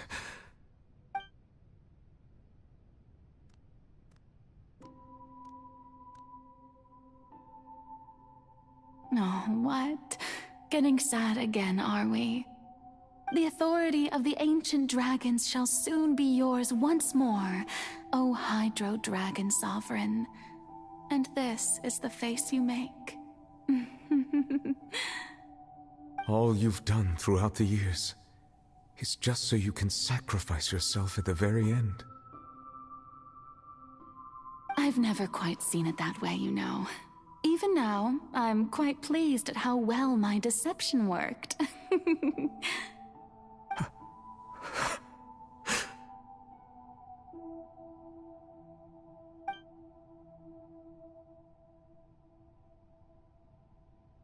Hydro Dragon, don't cry.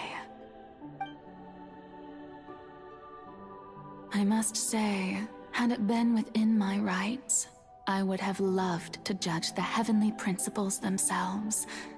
were they not guilty of essentially the same crime? Egeria stole the power of the primordial sea, and the heavenly principle stole the power you ancient dragons possessed. I, for my part, am the god of justice. And is it not just that your original powers should be returned to you? Speaking of justice, I have always believed that justice lies in the process of pursuing human existence itself. So, if the theft of the primordial sea's might was Fontaine's original sin, then, leaving matters of procedural right and wrong aside, the descent of the Fontainians as humans and their right to exist in this world would be Fontaine's original justice. In other words, existence was Egeria's justice, and to me, justice is the continuation of that existence. Defying the prophecy and ensuring that Fontaine's people shall live on, that should be the justice enthroned over all others. At this point, we, whether it be myself or all other Fontainians, have shouldered the burden of this sin for far too long. Iudex Neuvillette, the highest judge in our land, when you regain your full power as an elemental sovereign, what verdict shall you pass upon us? So when I was invited to the court of Fontaine to serve as Iudex, I see now that that was your idea too. At last, I now understand the true purpose behind this position. In the beginning, I was uninterested in human existence. But these 5 centuries of living alongside them have gradually brought about mutual understanding between us. And I have even attempted to feel as they feel. You are a devious one, Focalors.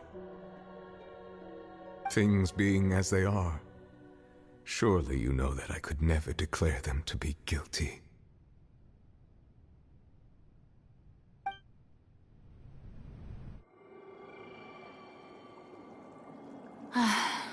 The hour of my execution is almost here. For the sinner, the curtain call has come. I know I may not sound it, but faced with death, I find myself a little afraid. Perhaps this is one thing both gods and humans have in common.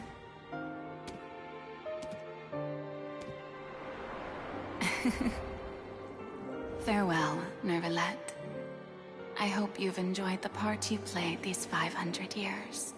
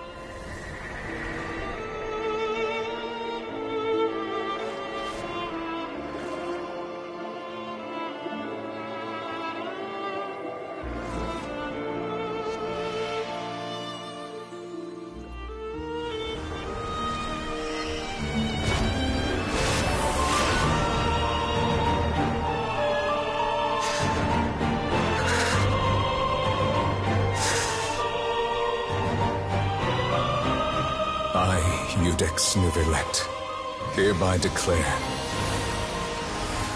People of Fontaine, your sins are forgiven.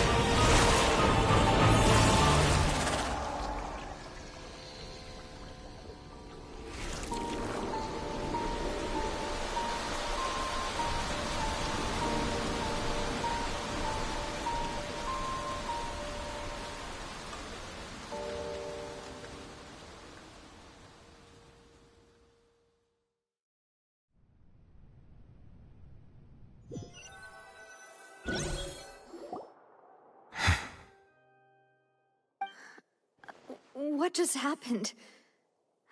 Has the death sentence been carried out? Was that bright light some sort of misdirection? I have a feeling that something huge just happened. But since we're all still alive and haven't been dissolved, I assume whatever happened was good for us. It's time to end this. We must mete out punishment to that beast. Didn't you say just a moment ago that it can't be defeated? I have gained the strength sufficient to deal with it. Through certain means, I now have the ability to separate the power of the Primordial Sea from that creature. We should seize the opportunity to pursue our quarry.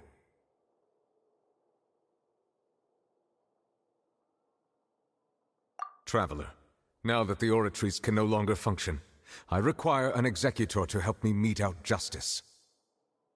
The root of the calamities befalling Fontaine, the beast that enacts the prophecy. Its name is the all-devouring Narwhal. Come with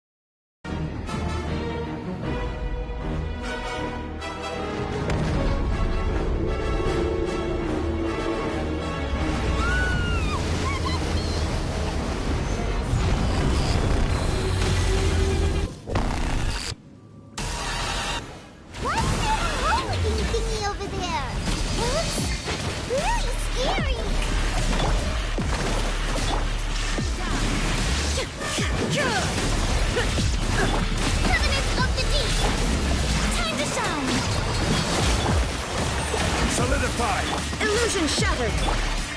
I have granted you my protection, but do not fear.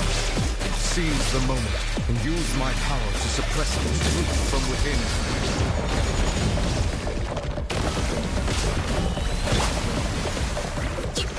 Shine down!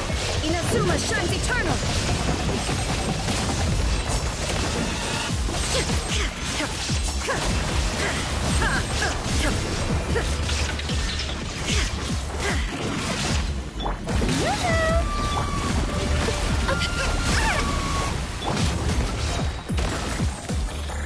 is order.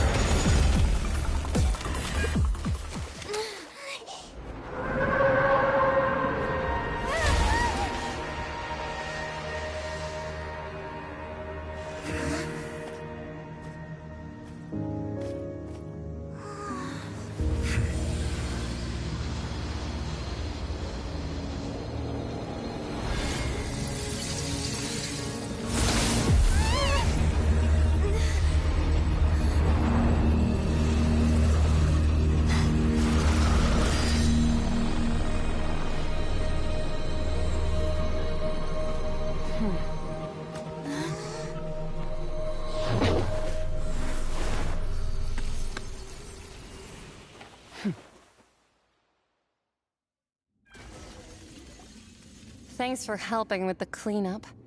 It should have been my job, but... oh well. It was just supposed to be a short private training session for me.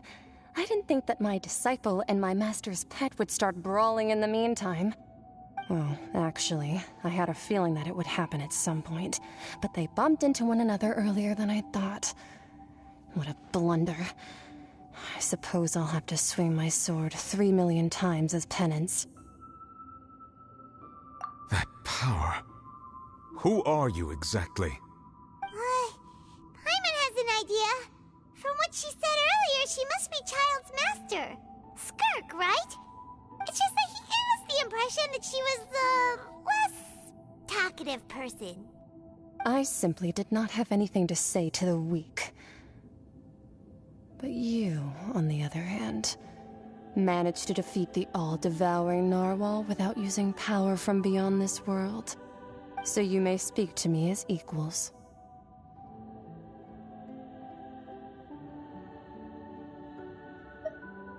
I have to agree.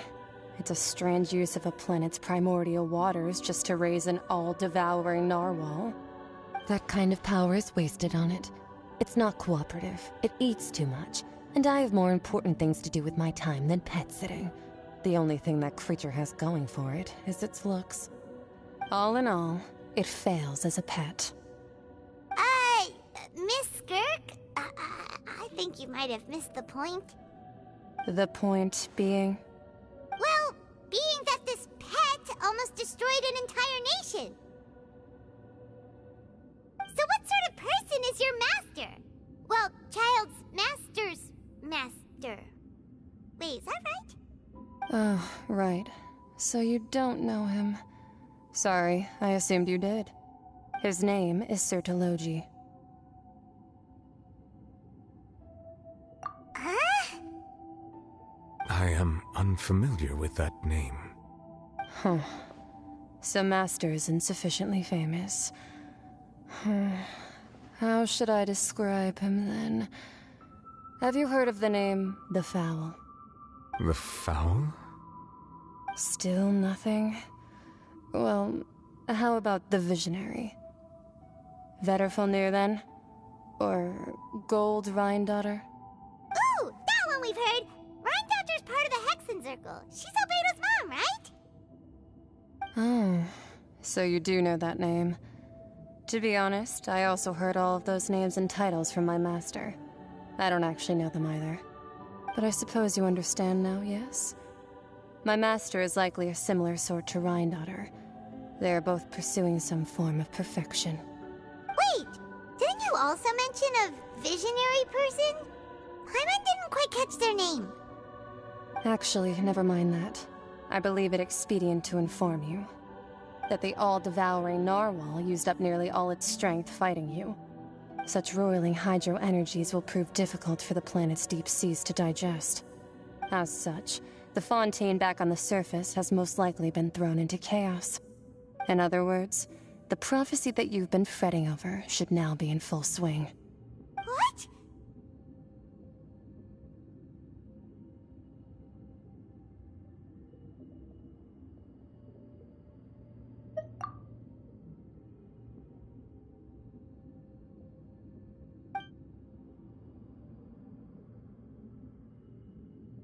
Not to worry. Focalor has already managed to deceive the heavenly principles. In the end, the people will all be dissolved into the waters, and only Farina will remain, weeping on her throne.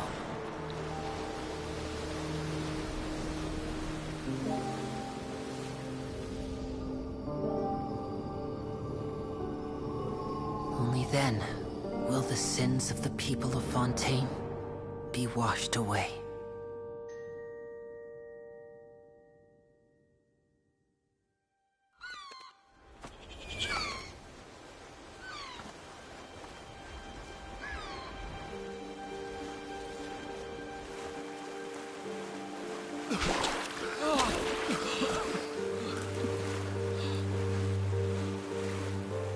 Hey! Help! Over here!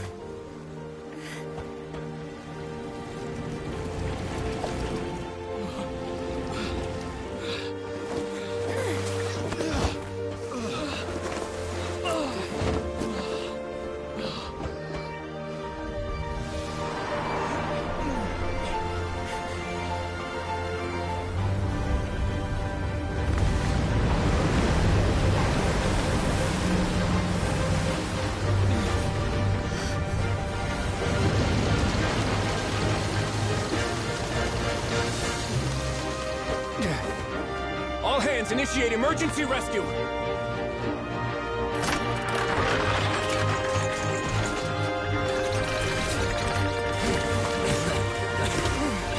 Hurry!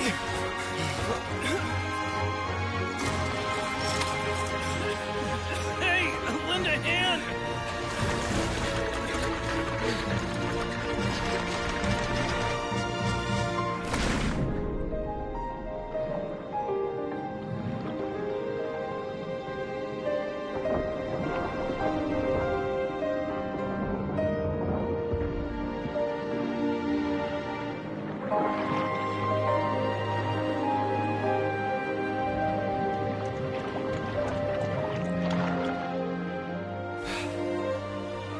Look! The water's receding!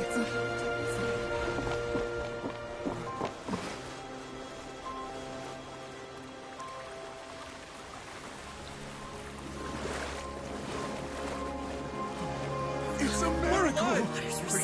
We didn't dissolve. The prophecy was wrong! The prophecy was wrong!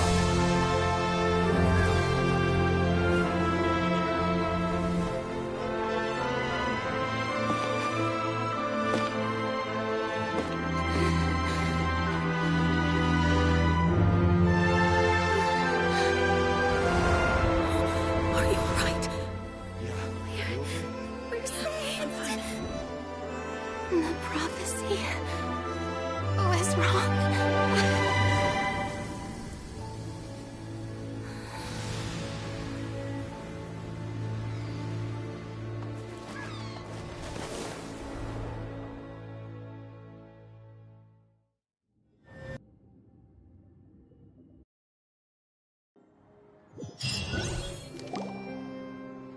The Soul Renewed! The Spina di Rosula talks post-disaster rebuilding. I recently visited Poisson to meet with Miss Navia, spokesperson of the Spina di Rosula, and we spoke about Poisson's present and future. Old soil can still give birth to new bloom, Miss Navia stated. Hope is like seeing a small cookie when you're starving late at night. You just need a little of it. Skyship Winglet, boon or bane of the Fontaine Research Institute. The various disputes that have arisen on account of Mr. Edwin have suddenly become a shield over the Institute, with Jurier turning out to be a once overlooked hidden gem. People always call the first researcher mad, but few know what to call the second. And should that latter person achieve a miracle, they would find it all the harder to find a word with which to classify him and his team. Wow! Paimon barely recognizes the people in the reports. Are those really Jurier and Navia? They sound like real big shots.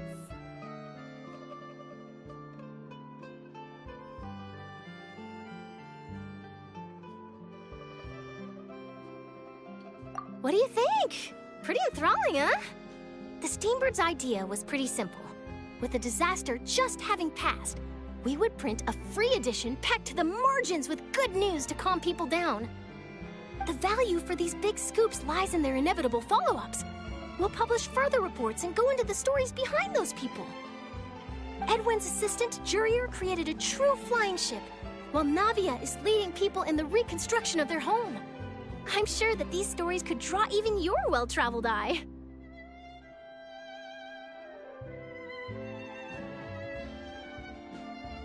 Paimon's curious too! Wait a minute. Didn't we watch everything happen from start to finish? What's there to be curious about? And that's exactly why I'd like you to come conduct interviews with me. You're the best incubators of news, if you haven't noticed. And also, with you around, I'm sure I'll get to see that Duke. Are you sure? Hasn't he turned you down several times already? Oh, this time will be different. Come on! Let's head to Poisson first, and then make a trip to the fortress. There are some things you'll only know when you get there.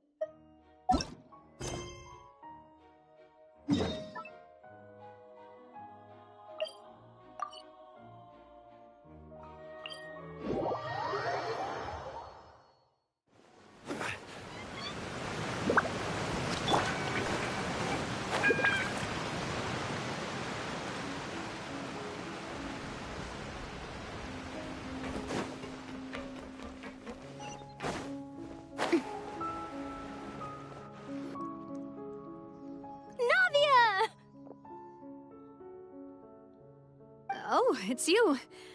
What brings you all here? Hey, we're just having a look around. I'm here to update myself on how things are going here. Oh, the Fatui are here too! Let me introduce you. This is Mr. Garunt Snežević. He represented the Knave in sending us a large amount of supplies, and is helping with our work. Our residents are hard at work as well. Thanks to everyone, work is progressing nicely. We've lost a lot of people, but we're moving forward. That will have to be enough. Hello, Miss Charlotte. I'm a big fan of yours. I especially like that article you wrote last year about Fontaine's stray cats. But if you don't mind, could you not emphasize our role too much in your report? It's not charity we're doing here. We just happen to share the same interests as Despina. I get where you're coming from. I'll keep it as simple as possible. Or would you be willing to feature as friendly neighbors? That would be fine. Thanks. Oh, you're back too. How are things? We finished laying down the construction materials. It'll be another hour before the workers are able to go over there. Huh? You're here too, Clorian? Well, her reputation's greatly risen after that whole duel business with Miss Farina. So she's here in Poisson to wait out the heat. All right. She really came here to help me out. There's too much to consider in the reconstruction of Poisson. The Spina has need of more decision-makers. And, well, I do already happen to be connected to Mr. Callis. Oh, wait just a moment. Do you mind me asking a few questions? You know, about how you felt before the duel, about what it was like facing down a god. There's lots of exciting material there, I bet. Forget it. I'm sure you can find a better theme than that, Miss Charlotte. I see you're the same as always. Couldn't you do me a favor, for Navia's sake? Well, if we're talking about doing things for my sake, you might as well just take a few more photos of me. Or of the Traveler. It's better than wasting time persuading Clorand, at any rate. Of course I will. I'm not gonna let her off that easy. All right, then everyone who wants to be in the photo, gather up. And smile.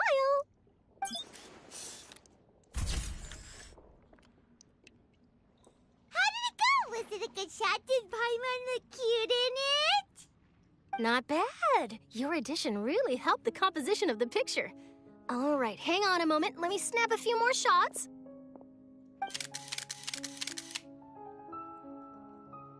All right, that should do it.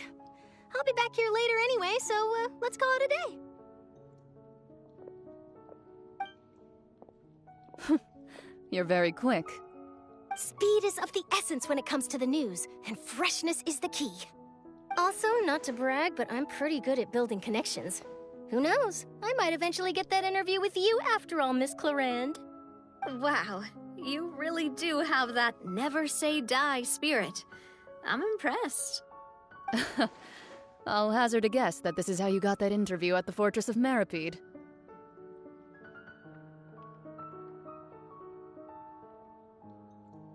Whoa, you're well informed. Let me make a guess too. I asked Sijuin who told Monsieur Nervillet, and he told you, right? That's a very complete information chain. In truth, all Monsieur Nervillet asked me was, when did the fortress become so friendly towards the media? I told him that it was best not to speak too soon. There's no guarantee that Ridsley will make a personal appearance. You're right. I've got to treasure every moment I have with them. In which case, I'll be making a move first. Stay safe now. And tell me if you hear anything interesting. I'll treat you to afternoon tea in exchange.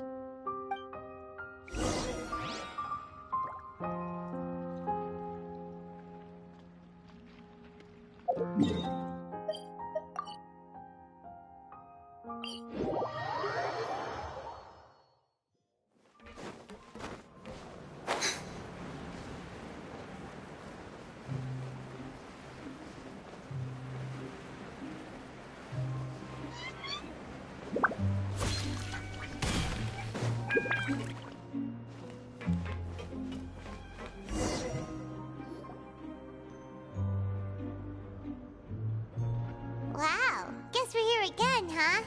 There's a real nostalgic feeling to this place. Looks like you've been missing us.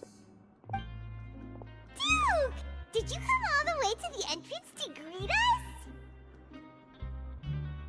Of course. I'm here to welcome you and our dear Miss Charlotte, whom our good head nurse recommended to me. It's an honor to finally meet the much-rumored Duke. Thank you for consenting to my visit to the fortress, sir. No need to thank me. But that said, I shouldn't be the focus of your interview. I trust you recall our agreement? Of course, of course. All right then, this way.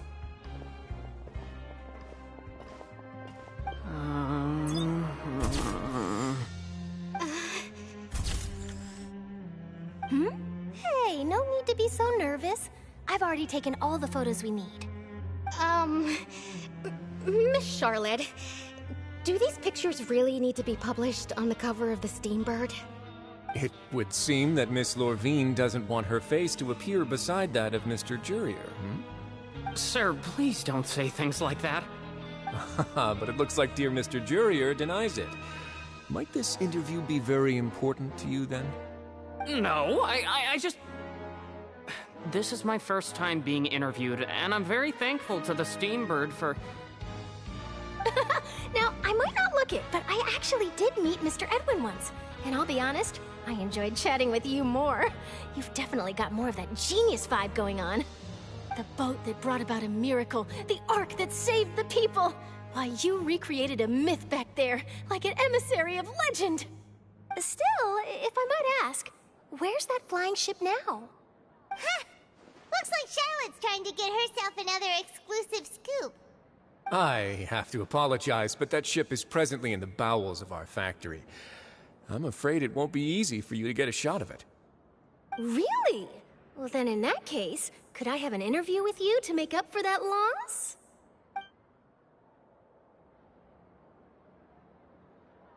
You already know my answer, I'm afraid. Best you interview our head nurse instead. Or perhaps you'd like to take another photo of this couple of researchers? Did you really have to use the word couple? Well, then, 2 solo photos will do. Is my hair messed up? Please, someone help me have a look. Things sure are getting pretty lively here.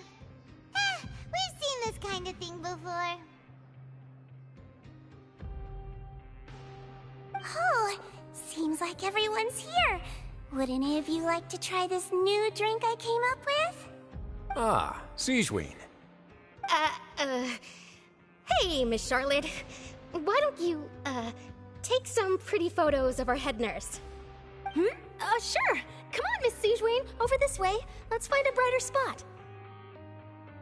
Huh? Sure. Do I have to smile? So, how have things been at the fortress?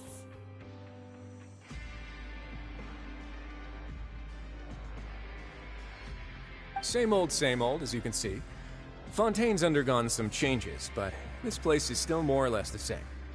Other than that flying ship, it got a tad too much attention, I think. That's why I decided to let the interview go through. We should direct more public opinions toward the behind-the-scenes heroes. Am I right, Mr. Jurrier?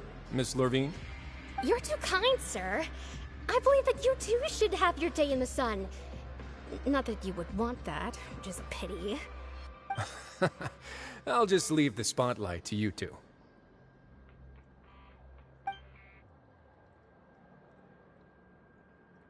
I see. Lots of things happened that day, huh? Anyway, regarding that Harbinger, I'm not sure you remember, but his 3 young followers are still waiting for his return. He sure did win them over, huh?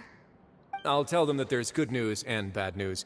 The good being that their boss seems fine, and the bad being that they must face extended sentences for abetting his escape. Oh, actually, what about you? Are things gonna change for you too? What change can there be? The fortress will keep chugging along, and so will my duties. As to what Miss Furina's departure will mean for the nation, and if our laws and governance will be transformed, we'll leave those to the folks in the overworld. Hey everyone, the photo shoot's done. Good. In that case, let's call it a day here. Thanks for your cooperation. Come on, Traveler, let's go. Till next time, everyone. There'll be a next time? Maybe. Who knows? I might write a story about the underwater factory next time. Until then. All right. Last stop, the docks.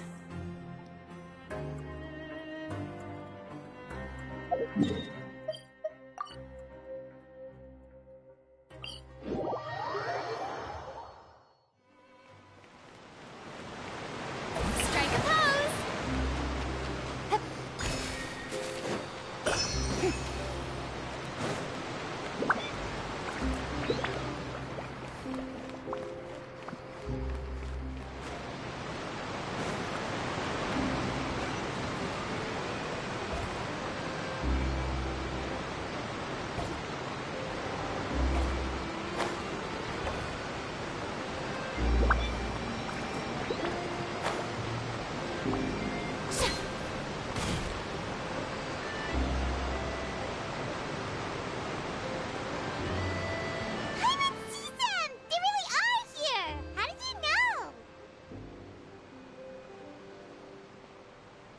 Navia mentioned that she stayed in touch with Linny and the others after working together. Apparently, they've been at the docks distributing these strange pockets the whole time since. Traveler, Paimon. Ah, and Miss Charlotte, too. Would you like a magic pocket? What sort of gadget is it? It's a wondrous bag that can be used to carry many things. The water level has returned to normal, but if you see any of your things floating around, you can use this to carry them. Or you could trick a friend into doing it for you. Trick a friend? I wonder which of my friends would fall for that.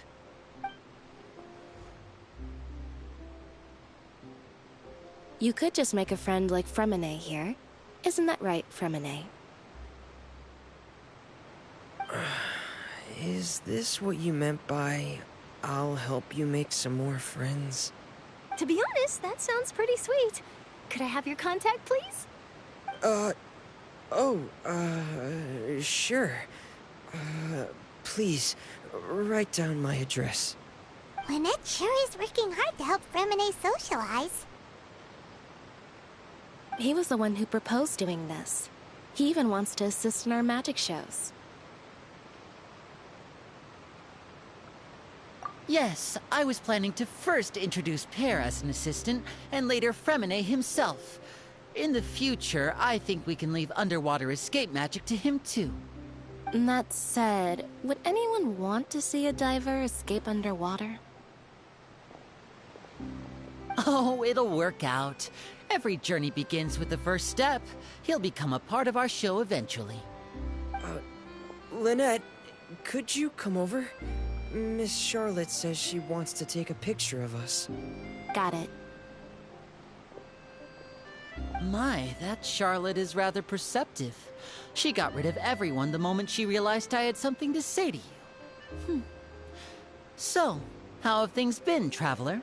Father says that you did a great deal during the latest events. She's very grateful for your contributions to Fontaine. That's all right. We were more than happy to help. So, what's she doing now? Oh, I guess you haven't heard. Well, after Lady Farina left, Father and Monsieur Neuvillette opened negotiations, during which he gave Fontaine's gnosis to her as a diplomatic gift. A diplomatic gift? A gnosis?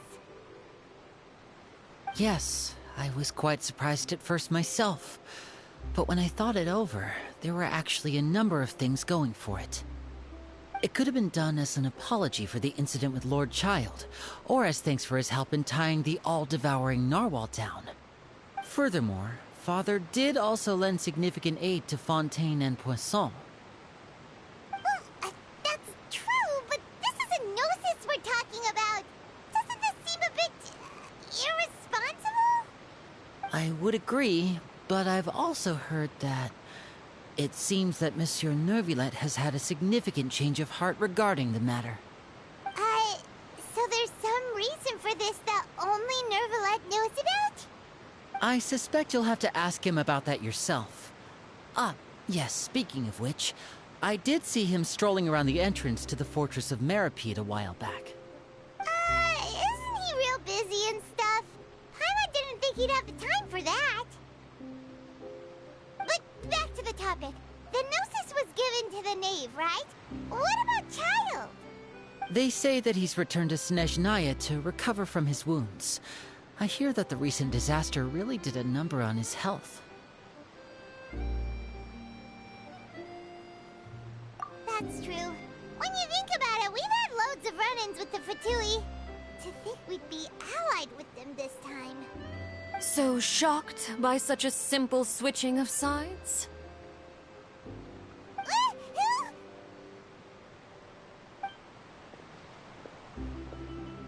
Father! Well, what do you know? Come to the docks to see how my children are doing and meet the Traveler by chance. Please do not pay my accomplishments in Fontaine too much mind. I would have done them regardless. Are you going to take the gnosis back to Snezhnaya? That is our duty as harbingers, yes. Don't be too preoccupied with sides. The goal of the Fatui concerns not a single place or person, but the entire world. With such a grand goal in mind, it is inevitable that we must wear many masks. Switching my masks is something I've always done.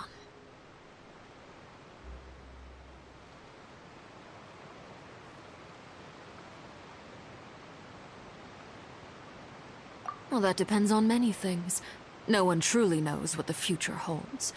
What good is honesty if you can't rely on it forever? As for you, I very much look forward to our next collaboration. Good things cannot be achieved alone, and you've proved yourselves to be great partners.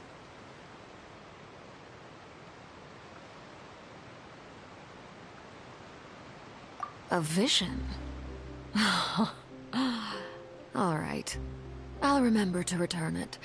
Thank you for keeping it safe for him this entire time. And that's a wrap for me. Huh? You're... Greetings, Miss Journalist. Hello. If I'm not mistaken, there are diplomatic channels I'll need to report to take a photo of you. That is correct. so forgive me, but I will not be able to serve as a subject in your article. However, feel free to write as much as you'd like about our dear magicians and our upcoming rookie talent. I will. The sea breeze is quite pleasant. I shall continue my walk while the weather remains so agreeable. Farewell. Farewell, Father. Oh, she has such an intimidating presence. I didn't even dare to take a picture. Thankfully, I've already wrapped up all my pre-scheduled interviews. Thank you all. This'll be more than enough for me to write about, I'm sure. Don't be too nervous. Why don't you take a magic pocket before you go? Here, Traveler, Paimon, you take one too. To move things about? That's right. Funny. I was giving out magic pockets when we first met too. And what do you know? I'm doing the exact same thing right now. So many things have happened, but the pockets are still the pockets. I guess this must be life. We will all follow our own paths, and serendipity will lead you to your fated friends. All right then. We'll be handing out pockets in some other districts later, so we'll get going now. Have a good day, you two.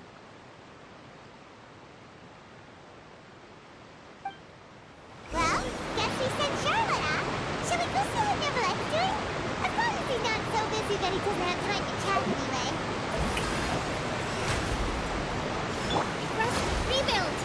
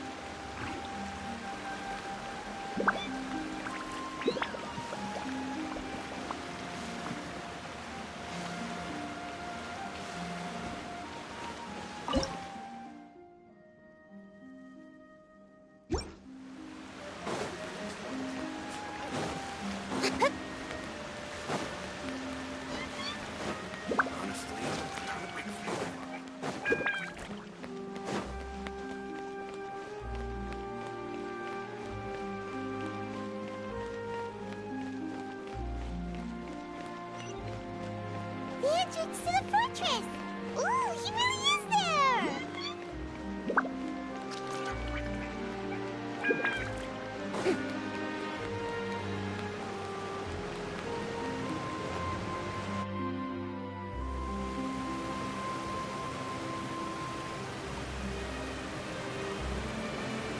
So, you really are here, Neverlet! Paimon didn't think you were going to have free time this hour of the day. Really? Oh, I suppose you must have met Mr. Linney. He took the time to greet me earlier when he passed this way.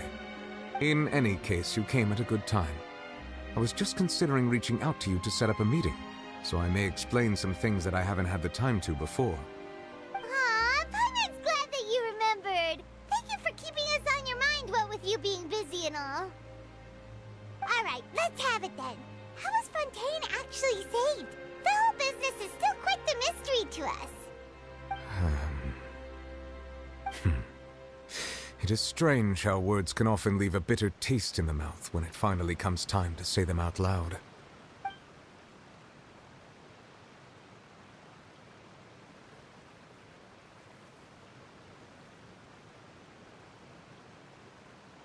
Whoa. So that's what happened?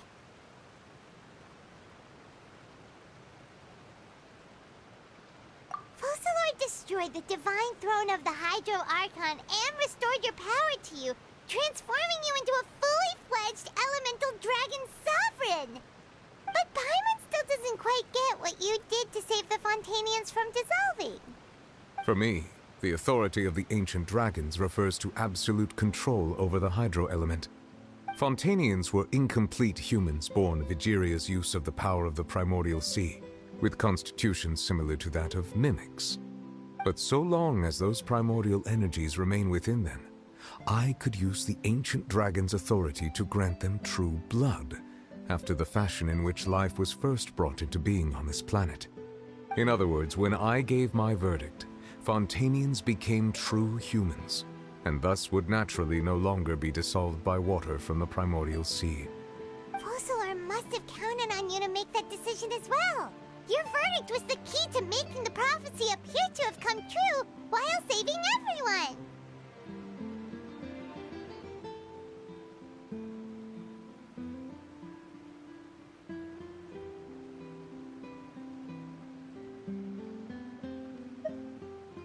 Yeah, and in a manner of speaking, Fossilor finally managed to fulfill the original Hydro Archon's wish to turn Oceanids into real people too! It seems from your expressions that you still have more things you wish to ask. Ask away. I will tell you the truth as I know it.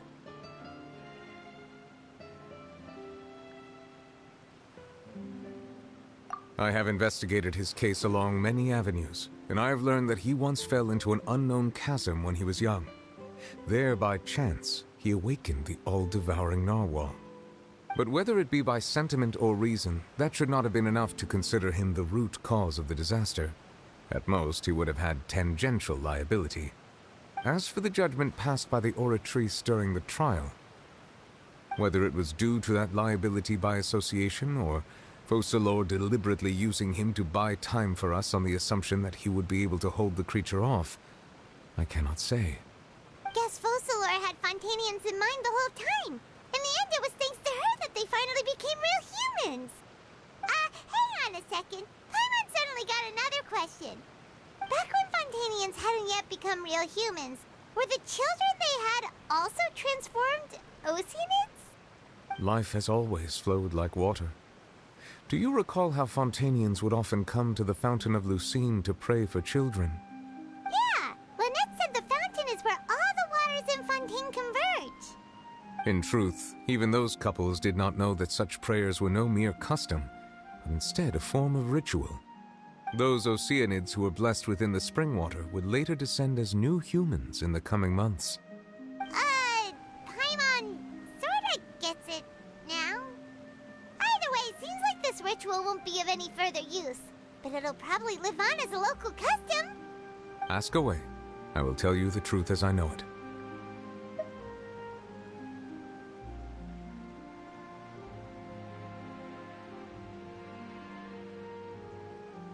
Yeah, about that. Risley said Farina has already left. What's that all about? Ah, Lady Farina. The people are only aware that her death sentence has not been carried out. She abdicated the post of Hydro Archon and left affairs related to that title to me, before leaving the Opera House. I related Fossilor's words to her faithfully and completely. After hearing them, she seemed neither saddened nor comforted. She simply said that she was tired and needed to rest. Having said that, she then packed her things and moved out of the Opera House, not unlike how an ordinary person might. But she's still got a place to stay, right? You need not worry. I will make arrangements to ensure that she will not want for food, clothing, board, or travel. In truth, I am somewhat happy for her. The wear and tear on her spirit will, of course, take time to heal. But now that she no longer has to play the role of Fossilor the Hydro Archon, she can finally lay down her burdens and lead a normal life. What about you then? What are your plans now that you've regained your full powers as the Hydro Dragon? After Fossilor passed on, the Oratrice also ceased to function. This matter will directly affect our trials. After much careful consideration, I've decided to take over its role in our courts. From now on, I shall hear cases and pass verdicts by myself. Looks like you're still considering stuff from the perspective of the Udex, huh? As an elemental dragon, there are indeed many things that I must do. But this power and this duty, in a manner of speaking, you could say that both were granted to me. As such, before I attend to my other responsibilities, I must first and foremost continue to serve Fontaine as its highest judge. The duty of the Hydro Sovereign and the duty of the Udex shall coexist within my person. Additionally, the Hydro Archon's departure has brought about another problem.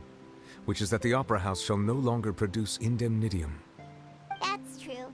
That power was derived from the people's faith in the Hydra Archon, wasn't it? Wait, but the various mechs and machines in the city are all still okay. Where are they getting their energy from? As I am now, I have full command over New Musia, and it can serve as a complete substitute. Another reason why I cannot quite leave Fontaine immediately. Wow.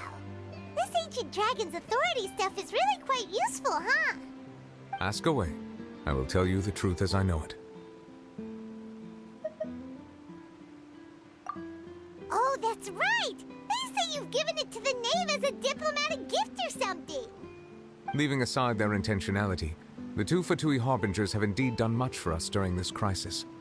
Their sole remaining goal in Fontaine, at least at this point, would seem to be the Gnosis. The Oratrice has ceased to function. The Hydro Archon's divine throne is now no more, and I do not need the Gnosis's power. As such, it has lost all meaning for Fontaine.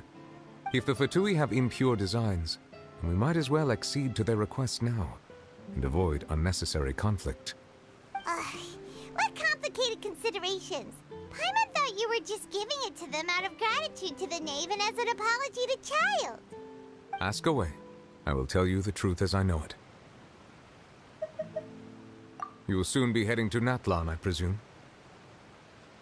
I'm afraid that I have little talent as a travel guide, so all I can do is tell you what I know about that land.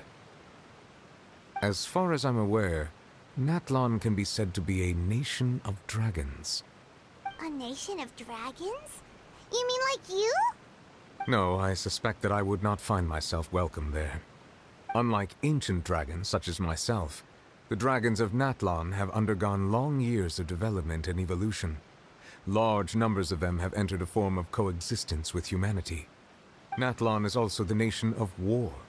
War ravages those lands like an undying flame. There is one other piece of information I got incidentally from my negotiations with the Knave that I believe may be useful to you. The Harbinger known as the Captain has thrown his hat into the endless ring of war. The Captain. Sounds like a real tough customer. Seriously, everywhere you look, there's a Fatui Harbinger doing their thing. I suggest that you fully prepare yourself before going to Natlan. In the meantime, Fontaine's doors will always be open to you. Ask away. I will tell you the truth as I know it. Hang on a sec. Paimon's still got a question about the Gnosis. When we spoke to Linny earlier, he mentioned that your attitude towards giving away the Gnosis had clearly changed. We guessed that there might be some reason for it that only you were aware of. No wonder the House of the Hearth is the Fatui's intelligence division. They are certainly sharp. So regarding this specific issue, I was just getting ready to share something with you. What is it? In truth, I exchanged some further words with that lady named Skirk after sending you two back to the surface. It went something like this.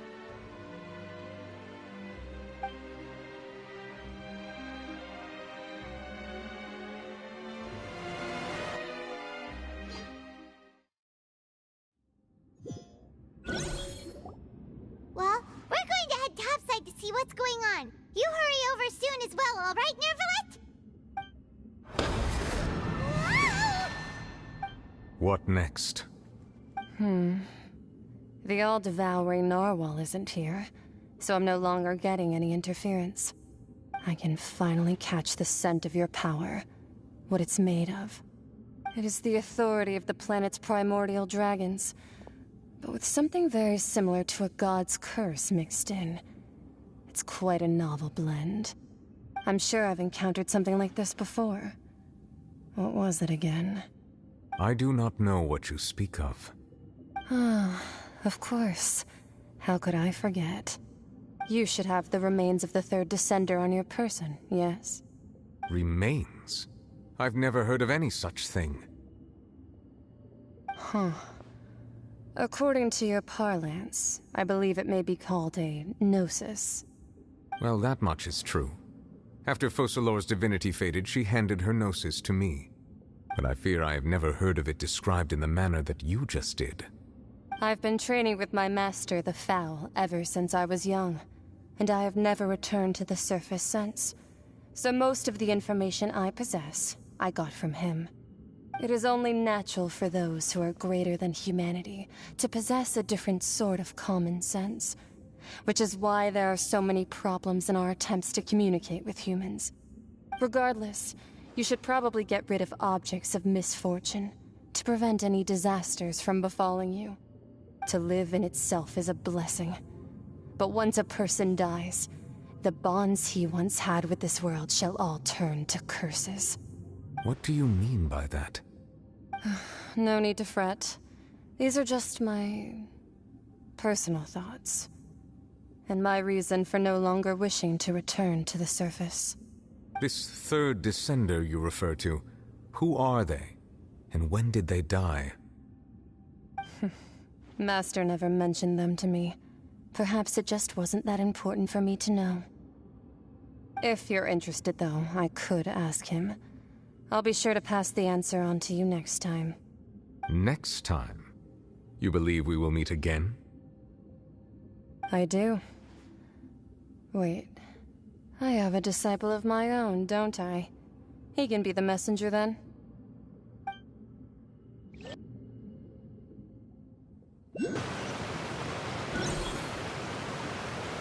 That's what she told me. Whether it would prove useful or not, I wanted to pass that information on to you. The remains of the third descender? So that's what the Gnosis actually are. Paimon just thought they looked like chess pieces. How could they be a person's remains? All the same, assuming that there was no misunderstanding or special metaphor at play, that is what she meant to say. And she said that it would bring misfortune and that you should check it, which is why you gave it to the Fatui. If she speaks the truth, then I would simply be putting Fontaine at unnecessary risk by keeping it here.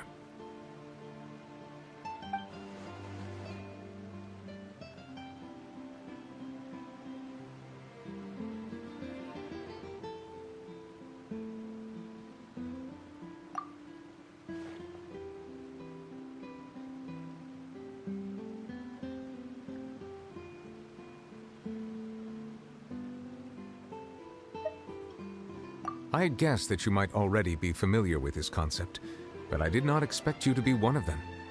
That means that the Gnosis, which are exceedingly element-compatible and can even enhance elemental abilities, do indeed come from the third descender. I wonder, does your body also possess similar properties? Like being able to use elemental powers without a vision. That does sort of count as special compatibility, right? No, let's not think about this stuff right now. It just feels creepy. Comparing the Traveler to the dead third descender and all. That's what you say, but this topic still feels like bad luck. Once Child recovers, let's get some more answers out of him. Or go look for his master and get the answers that way. I too believe it unwise to make too many blind guesses when information is lacking. The same is true of being at court. All right. Whatever the case, it seems like the crisis here in Fontaine's over for now. Yes. All of Focalor's efforts were for this moment as well. But she sacrificed herself in the end as a god, and she suffered through all those years as a human. Was that really what she wanted? I suppose that would be the mystery of a god's will. I suspect not. But once in a while, I too would guess that if wishes were like the clouds in the sky, they will one day return to the earth as raindrops. Life flows like water, and rain is the final answer. The water levels may sometimes tilt one way or another, but the rain falls fairly upon all. And what, ultimately, is the difference between the rains that fall upon all of us?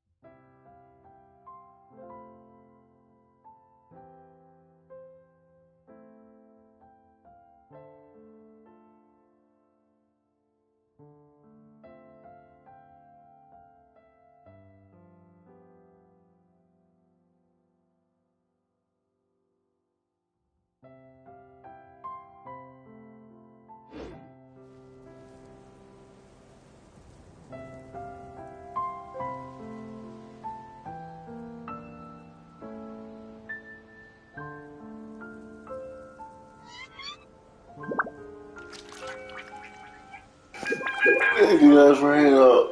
I'm pretty tired. Tea parties are a must for the well mannered. If you'd like to learn the proper etiquette, I'd be happy Yeah, to then teach able to come up with the main story of the game. But before I get off, I need to do this.